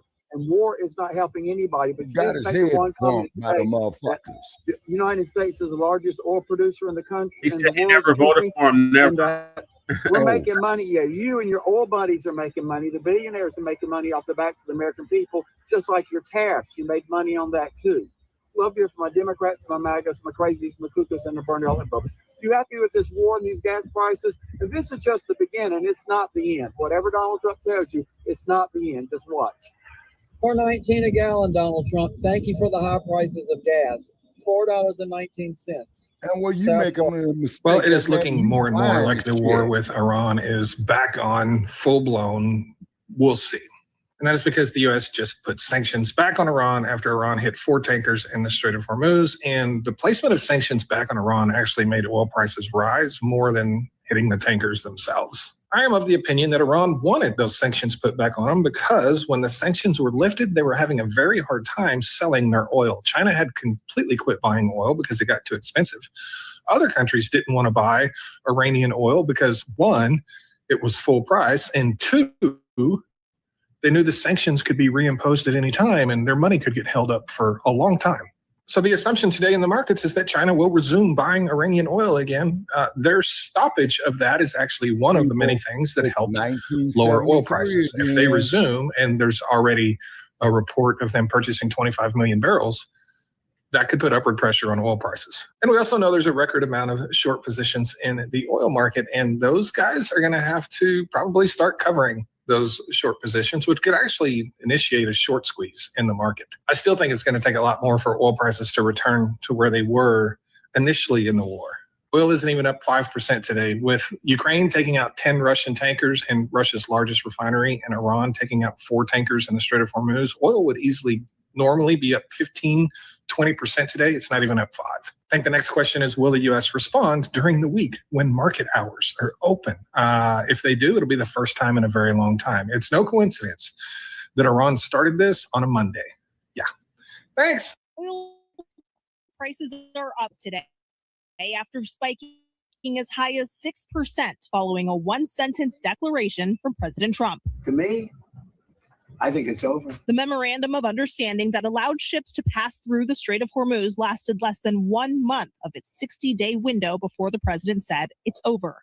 According to maritime intelligence firm Kepler, 41 ships passed through the strait yesterday, up from 36 the day before. But attacks ramping up between the U.S. and Iran put the ships trying to navigate the strait at risk yet again. Kepler warns the focus has now shifted to security, compliance, and risk management. Anytime if we hit Iran, oil goes up a little bit. It's all right. Any long-term disruption to the flow of traffic in the Strait Now, of see, Hormuz that's is expected grounds to of surge gas impeachment for his prices, as ass it right did there, leading Jay. up to the temporary truce. It's definitely hitting the pocketbook, and it's obviously hitting, the price of groceries and everything else as well. Gas prices were at their peak on May 7th, with the national average hovering around $4.57 per gallon of regular, according to Gas Buddy. Today, Gas Buddy shows the average is down significantly at $3.74. That is still 59 cents higher than Jeopardize the last security of the United States. ABC with this News. oil storage Driving into going work up. this morning, it might be a good day to fill up your tank. That's because we could start to see gas prices jumping again as soon as the end of the week, according to experts. Right when President Trump said that he believes the ceasefire is over at this point, the cost of a barrel of oil jumped. And that's really what drives the cost of gas. It's going to take some time before you start to notice those prices increase again. Not that they're low right now. However, over the last month, the average price of gas has dropped by around 50 cents here in Oakland, 56 cents. You can see this gas station right here right now has regular at $5.49 a gallon. So there's a lot of unknowns that remain. We don't know when we'll start to see more traffic flowing through the Strait of Hormuz again, but this likely is signaling an increase in gas prices according to experts. We'll be keeping an eye on this. Grounds a turn of events that has spooked the global oil markets. Is the ceasefire done? Is the MOU dead? To me, I think it's over. I think spooked is kind of the right word here. We've seen that when those initial comments came out, Andrew, we saw an increase of about 6% or so, putting oil at around Brent oil at around $78 US. As we've been watching those the numbers right now, at one point, as Donald Trump was talking, we noted that it jumped about 8%, hitting just over the $80 mark. If we go to a live look now at where those numbers are now, it has come down a little bit, but even in the course of this conversation, I've seen it inching it a little bit up. We don't have that, but I'm seeing off my phone here, it's at 78.92. So we are sort of seeing it sort of hovering around that area there, now well above 6%, et cetera. And this is all coming out of those comments that we heard from the president earlier this morning, considering that the MOU with Iran, which includes the ceasefire, to be, quote, over, reiterating that it is just a waste of time dealing with them. Certainly, then we're seeing the reaction. 20% of oil goes in and out of the Strait of Hormuz, which we're watching very closely. That response in terms of some of the ships being attacked, the United States responding to that. So you're seeing the tumultuous nature of the strait. And experts are certainly saying that is sort of increasing or adding an additional risk factor to the situation already. Everybody is expecting oil prices now to come back to what I've mentioned earlier, that is below $60 a barrel. Even though globally there is a fair bit of supply, we should be able to supply that global demand. But because of this risk premium, I guess is your lies straight, motherfucker. Get your lies we're going to see oil prices remain slightly elevated, even if we see some sort of temporary resolution. I think we're just going to see markets remain nervous around that. So nervous and watching. And Andrew, for us here in Canada, we're an energy country. So when we see some of those prices fluctuate in a way, it kind of offsets things. But to what you heard there from Pedro Antunes, it is sort of that global impact that is having quite a bit.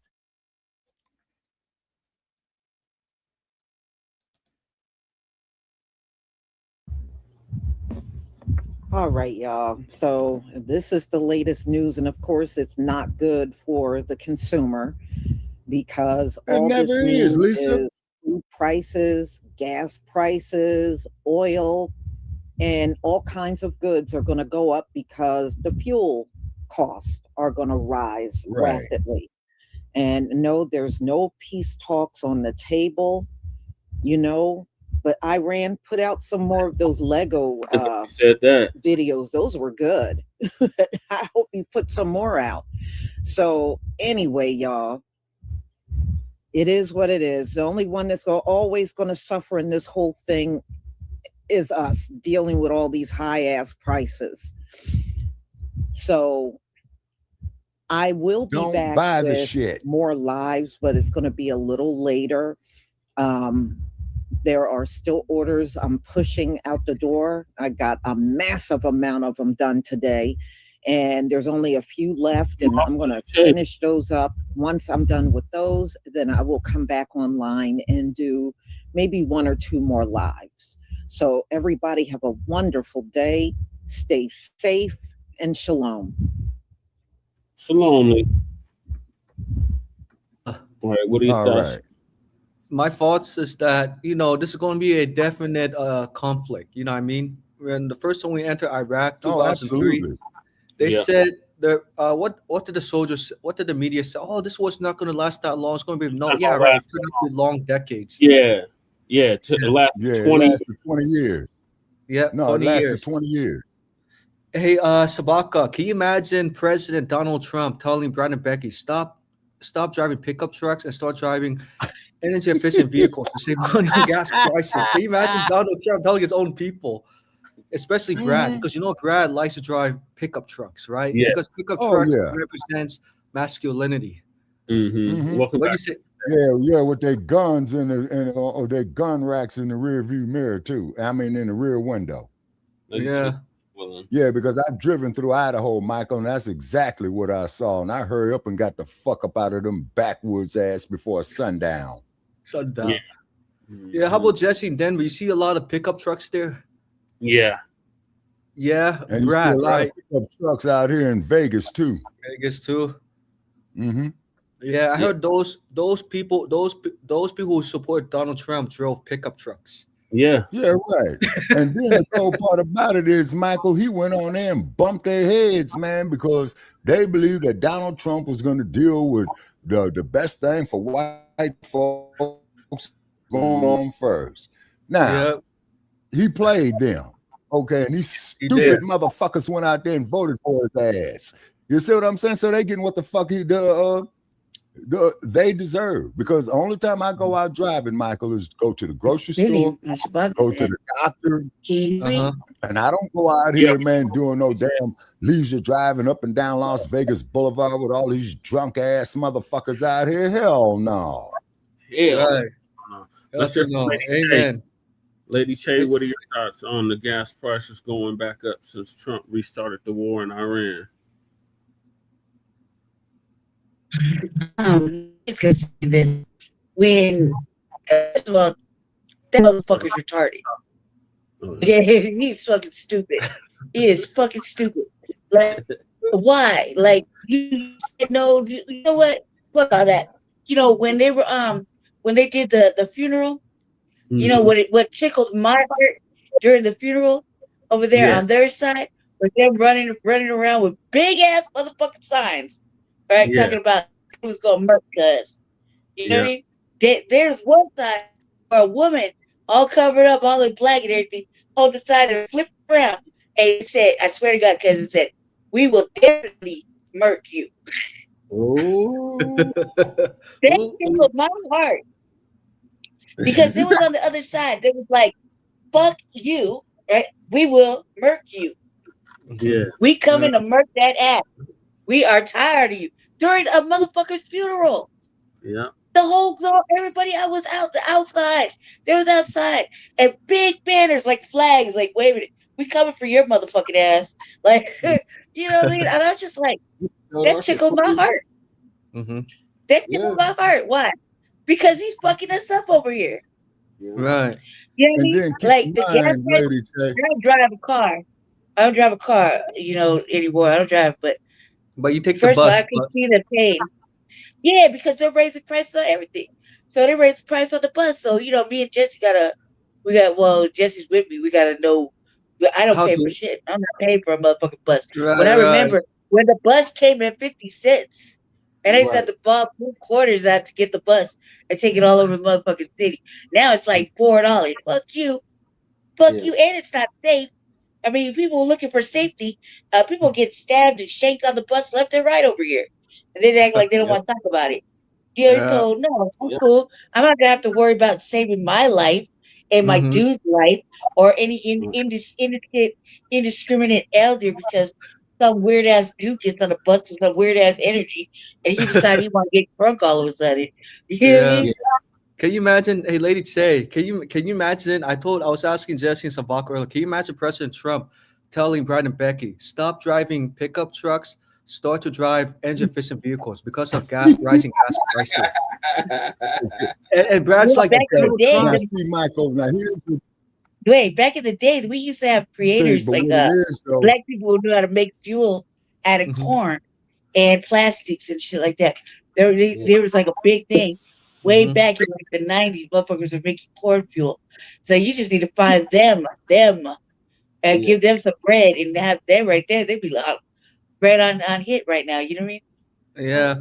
I would not be surprised if more Brads and Becky's use of public transportation as a result of rising gas prices. But can you imagine Brad and Becky they're doing that in Las Vegas right now. Well, using public transportation. Yep. Oh my gosh. Can you imagine them start using public transportation? We just be on the bus and we be going to for miles to his house. Right? Sometimes we ride together. Sometimes I'll make him come get me, or I just want to ride the bus with him, you know what I mean? I just started to worry about my motives. Okay, goddamn it. And I was like, we be on the bus, and white people come on the bus. All right, look, the kids is musty as fuck when they get on the bus. Musty. All them white kids are musty. They're not into deodorant within miles of them white kids, because okay, now you can tell they're musty because they're all red in the face and it's musty, right? Steam coming off their arms and shit. It's fucking ridiculous, right? But then sometimes we be on the bus. And me and Jesse, we sit there like, Jesse behind me, I'm parked in the thing. And Jesse be like, we sit there, and I'd be like, there's usually some motherfucking white person come on there. stank as fuck, cuz. Mm-hmm. That the whole bus busty. Whole bus. And me and Jesse got like 12 more stops to go. So we're like fuck. Eyes watering and shit. I wear a Me with a mask. mask. I'm like, I don't got no mask on because I can barely breathe, right? But Right. like, God, I wish I did though, because you can see it all over my face. I'm like, ugh. Yeah. I Hey, gotta guess hide what? behind the sunglasses and shit. I gotta tell you, interesting breaking news. An FBA passenger on the bus finally beat down Brad because Brad was acting crazy on the bus, and Tyrone had he said, Brad, we're not gonna have this anymore on the bus. So Brad, you gotta leave the bus. And you know what Brad said to Tyrone? I don't want to leave. I gotta get to my dad. And Tyrone said, well, Brad, you should have fought about twice. You're about right. behaving erratically. And Brad's like, please, Tyrone, please. And Tyrone's like, get you off of me. And then Tyrone don't cop no knocked please out now. Brad. And you know, having Brad fell on his back. And Brad said, please help me. Someone call 911. And everybody just ignored Brad when he fell. And that's that white privilege. Yeah. Yeah, and Shit. I think unfortunately the date Brad was supposed to go to Dumpton. Who was his date? Keisha. Oh wow. Ooh. Keisha would have went with Brad. Because Right. Brad started problems and she'd have to beat everybody's ass and then slap him around too. She don't want to do all that. It's too much work. So the last topic of the morning, now afternoon, is the UK wants to dim the sun. And it sounds like somebody. They play with the elements, man. Mm-hmm. Like, I'm all good. I mean, I you play with the elements. You fucking me up, man. The fire department's here, Lady Che. You know what that means? Somebody OD'd again. Somebody OD'd. That's not good. Nah. I bet it's Brad, That right? happened sometime over there, Yeah. which is really stupid. I don't know how you could just. I mean, if you're gonna do some reckless shit, go sit in the bathroom in the bathtub. Save your own life. Right.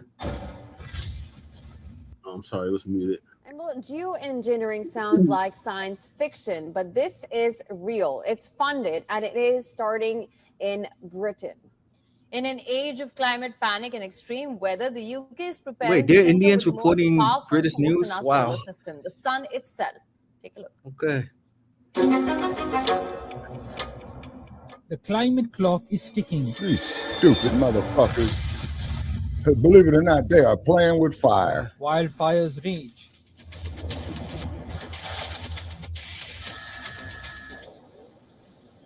Sea levels rise. And heat waves are becoming relentless.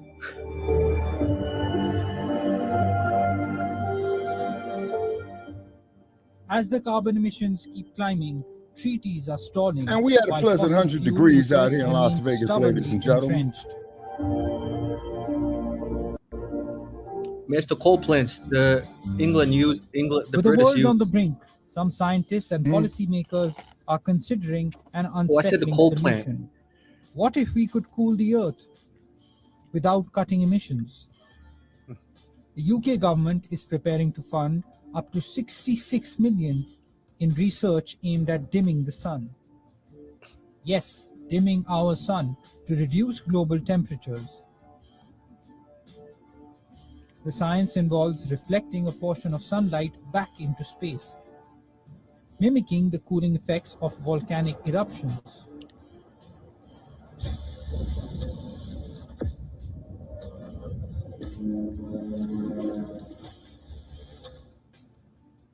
The approach, known as solar radiation management, could offer a temporary climate reprieve, but it also opens the door to immense uncertainty. It may sound cool, but it has many pitfalls. This strategy could theoretically offset global warming. It's a plan B, a planetary sunshade. But critics warn it's also a Pandora's box. Shift too much sunlight and you could derail monsoons, disrupt agriculture, or spark new geopolitical flashpoints. And who decides how much sun the world gets? Which countries win, which lose? Bureau Report WION, World is One.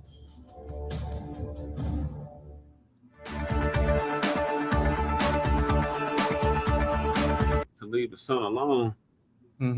Yeah, they best leave that sun alone. Yeah, Okay.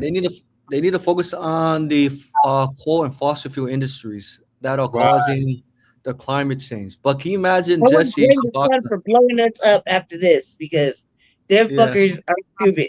You start fucking around with the actual sun, with the sun. Are you that afraid of melanation, you fucking weirdos? Like, I think they are Jesus Christ. afraid. You stupid fuck. Leave the fucking sun alone. Alone. That's the one thing they could just send a big old fireball and blow this bitch up. And it'll be because white people don't know how to deal with melanation or heat. They're too afraid they're gonna fry the fuck up. So they gotta start fucking with shit. Leave the motherfucking Fry sun and alone. Nabisco's fry. Yeah. Fry, Don't worry about being melanated. Fry You're and never gonna Nabisco's get there. fry. Yeah, tell that to You're the never gonna British. get there. Tell that to the British Karens or British brats, especially like, sorry, I'm impersonating the British. You might laugh. Oh, Lady Tay, Jesse, Shabaka, how do we stop the sun from rising so fast on us? Please help us. And you know, Man, and Jesse, I would tell 'em, Shabaka, and fuck Lady, you guys you, respond in fuck FB you, fuck voice. you. Hell no, Take out British some Karens. Hell reparations no, for British me, brats. buddy. You guys are on You your know own. what I'm saying? And then Right. like now, quit messing with my vitamin D. I need my vitamin D. That's right, Sister Right. Bell. For the fucking sun is amazing. Like it's not. Well, look, I'm a night person, so the moon is amazing to me, right? The moon. Right. I go outside at night, and I get darker when I'm outside at night. It's weird, but everything's opposite day for Brandy. Okay, so this is like what it is. But the sun is amazing.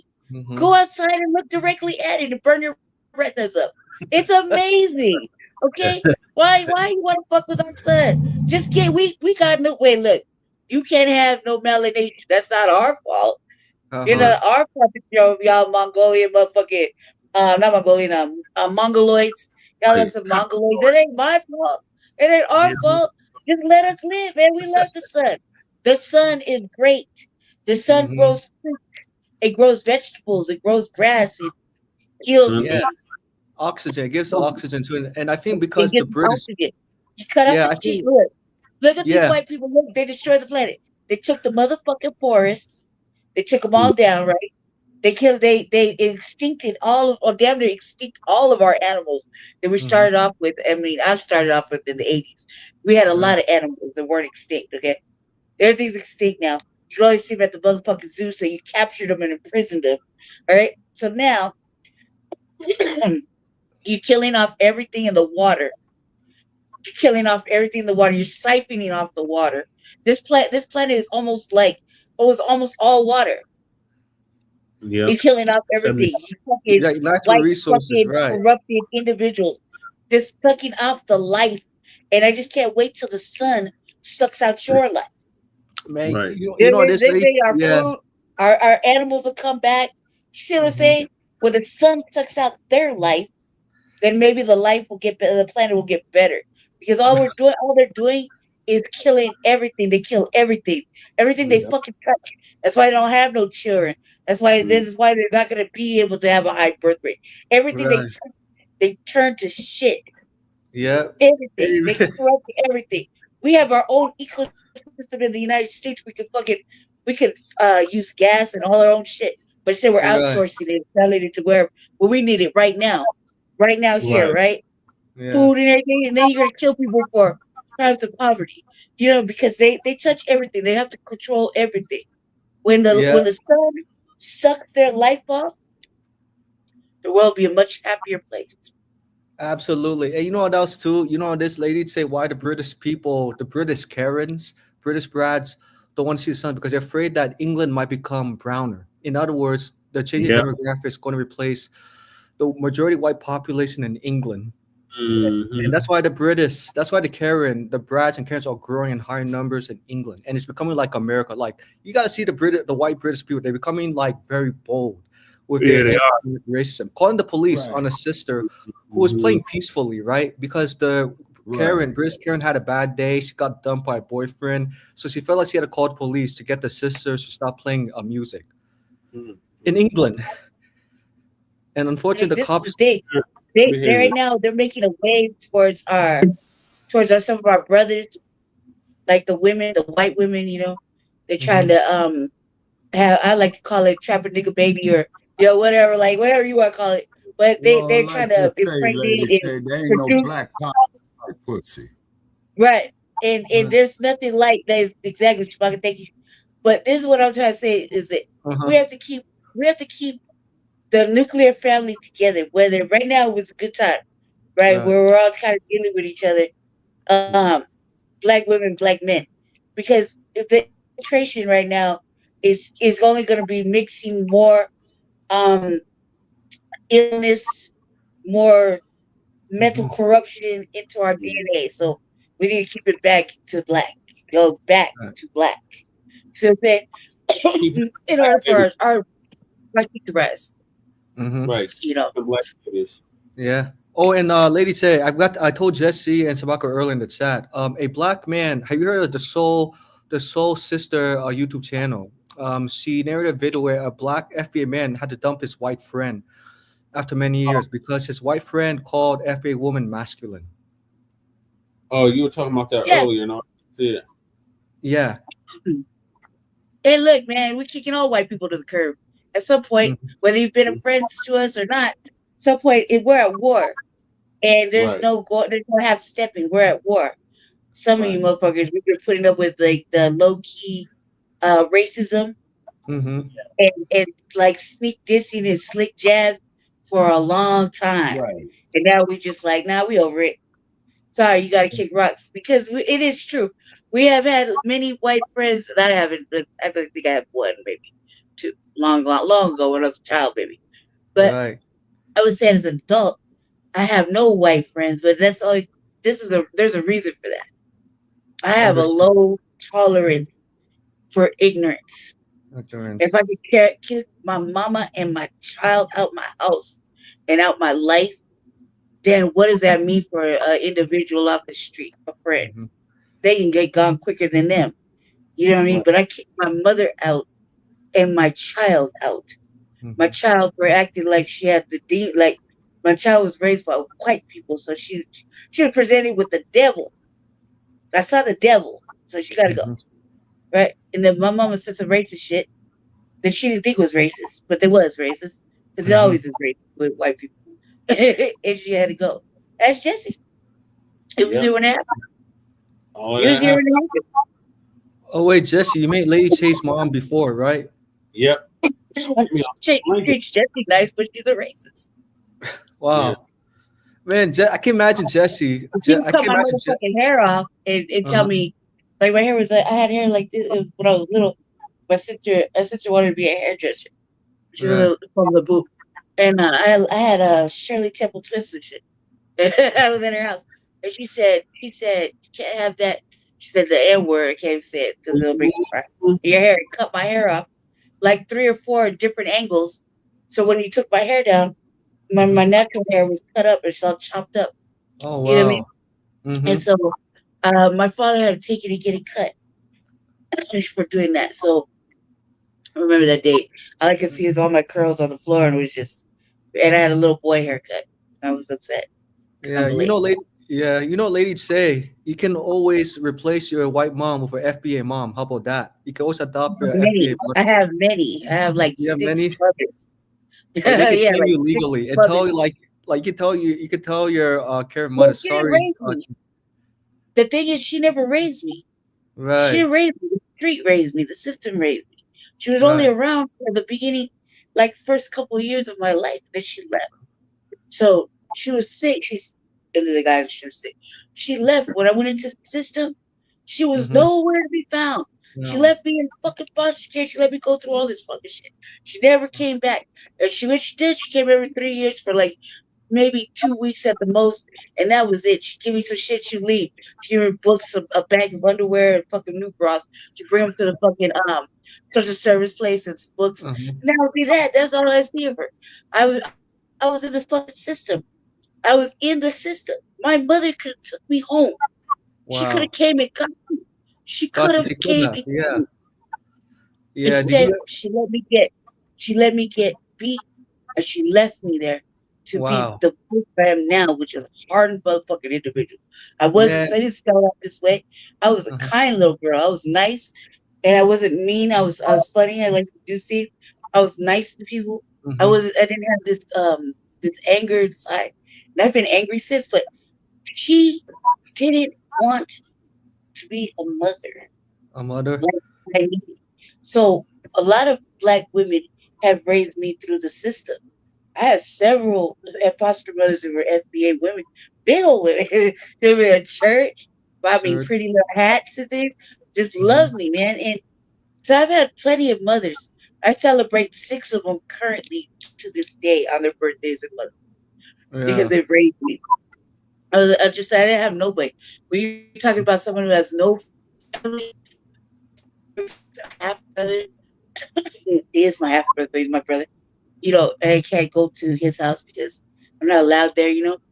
I'm out in the world with nothing and nobody, so I had to create all the people that love me like a family. So. Family. You're very lucky, Lady Che. You have a lot of FBA sisters or FBA mothers who care about you, claim you as family. All my friends except for one is FBA. FBA? Except for one. But my best friend's from South Africa, but she's been here for 30-something motherfucking years, if not longer. Yeah. She's got a whole integrated family. Like I said, Lady Che, like I said, Lady Che, in case your Karen mother asks for reparations, tell your Karen mother, hell no, Karen mother, I'm not gonna give you. Let me ask you this here, Lady Che, your friend from South Africa. He said it was an audacity for me to work on the reparations package. That's what she told me. And I said, whatever. I said, whatever you mean by that. I said, but the work has to get done, or else. Right. And nobody's going to do the work unless somebody steps up to the plate to actually do the work. And here in the state of Colorado, like me, I'm doing the work. I got trust issues with everything, right? I don't trust none of these politicians with what they say, right? And I feel like if the work doesn't get done, no one will do it. If I don't do it and I step up to the plate, everybody can say, oh, well, where does this light-skinned motherfucking think they coming from? Well, I gotta do it because it's not gonna get done. Everybody's had time to do it. And yet they decided to sleep on reparations, yet they talk about it all the time. Reparations. When we gonna get our reparations? Well, you ain't doing no work in the work to get to that point. It's not for me. It's for us. It's what's owed. And they can't keep, like, the government. We created the government. Everything's off the backs of slaves. Yes. Everything, including our detriment. Amen. So it has to take. We have to take control of the situation, not by asking, but by telling. Like for example, I saw Michael in Zoom, right, and so the lady shut you down from getting too intense. I was like, let him cook. I was like in the back. I was like, let him cook. Like you were about to tear it because I felt that energy. That's a taker. That's a doer. Somebody has that kind of energy. She's like, no, I'm not gonna listen to what you're saying. I'm just gonna keep going because you're at the gatekeepers, right in front of gatekeepers. You need to get past that wall. And there's no such thing as friends. This is a debt that's owed. So you have to pay what you weigh in the debt. You know what I mean? Yeah. It's tangibles. Right. And nobody's talking about it. Everybody wants to be in office. Yeah. Oh, sure. And then they kiss up. Right. And then they kiss up to the Brass and Karens in office. Yeah. All right, y'all. I gotta end this. Oh, they push us aside because they don't want to hear it. Yeah. Oh, and Jesse, I forgot to tell you too. Yeah. Oh, Jesse, I forgot to tell you, in your campaign, be careful about the Asian, Hispanic, and white voters cosplaying as FBA voters on the phone. Oh, yeah. They'll claim that their names are Kisa, Tyrone, Latoya, right? And then when you get in person, they're very easy to bust, Michael. They're very easy to bust. Yeah. Okay, because you see, the first thing I do when I come across those individuals, this is how you bust them. First, you ask them about Harriet Tubman, right? Yeah. Okay. That's your left jab into smashing them. Okay. Then what you do, you ask them about Malcolm X, right? Right. Then where you really want to fuck them up with is when you ask them about Muhammad Ali. Right. Right. And then they'll crumble from there. And they'll crumble from there. They put that mirror up, Shabaka. Mm-hmm. Which one? I don't care anymore. Like right now, it's about to get stupid ugly. That bullshit mural you was telling me about. The next Yeah. time you buy it, take a picture of it, man, and send it to me, man. Okay, I will do that, Shabaka. Yeah. Yeah, because I got to see this bullshit, man. You know what I'm saying? And Yeah. The one, the cat. Oh God, I'm not gonna say his government name. Muhammad Ali versus Sonny Liston. Yeah, exactly. Well, Ali kicked his ass. Yeah. And I will never refer to Muhammad Ali by that slave name. That's disrespecting the brother's memory. That's what I said. Yeah. But I tell you who to ask. Oh, I forgot that motherfucker died too. I was about to say, go ask Ernie Terrell what his name is. Yeah. That's what I said. I said Muhammad Ali beat the brakes off of Muggs for calling him that. He did. And y'all gonna see Mero up. Today, you can't let anything slide anymore, and especially with our alleged associates. If we had white ones, I don't have white ones. I'm too prejudiced. Okay, and then no, also real too. shit. I said that with confidence. Can you believe that? I believed it when I said it. I was like, way too prejudiced. I'm a motherfucking black nationalist. I don't like white people. Right. Not at all. Because I've seen I in my personal black experience, have seen the worst of them. And experienced the worst treatment from them my entire whole fucking life. Right. So in my black experience, I have seen the worst coming through the canal and on and to infinity and beyond. You know, the worst of them. Yeah, we appreciate everybody tapping in. I'm gonna have to wrap this thing up because I got an interview at 1:00. 1 o'clock. All right. Okay. All right, Jesse.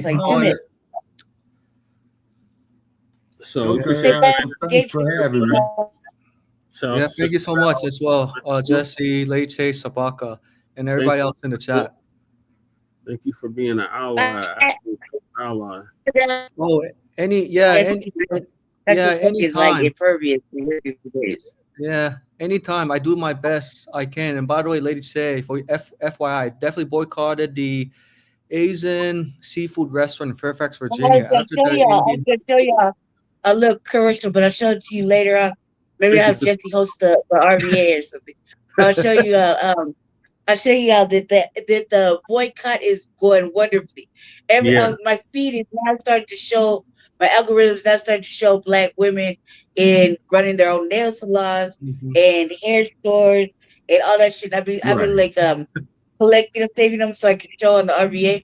But I'd rather have Jesse show. Maybe Jesse could also RVA today for me. I could just sit in the back, you know, because I can't hang in that chair. But maybe I could do that. You can sit in there and host the RVA. We'll do it together, whatever. But I got all kinds of feeds showing Black women, like a whole nail salon just full of nothing but Black women getting pedicures, manicures, or whatever.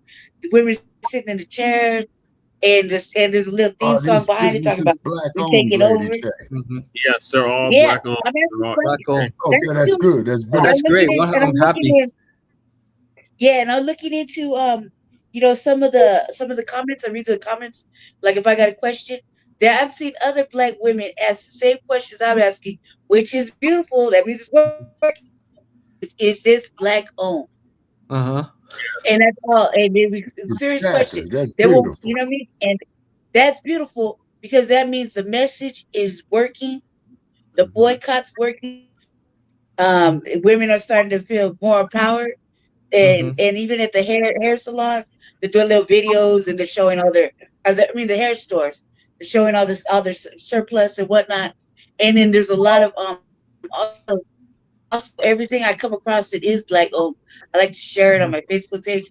I just be sharing shit. It looks like I'm sharing a lot of things. But there's all these creators and stuff like that. Like I just purchased something like a smell good, like some sort of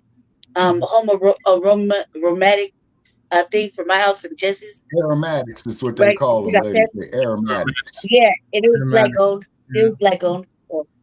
And we were going to Black Arts Festival. I told Jesse I wanted to get a honey. There's some they got a lot of the vendors come out that make honey hair products and soaps and things like that. And I was like, let's go over there and let's go cruise around and see what we can purchase. You know what I mean?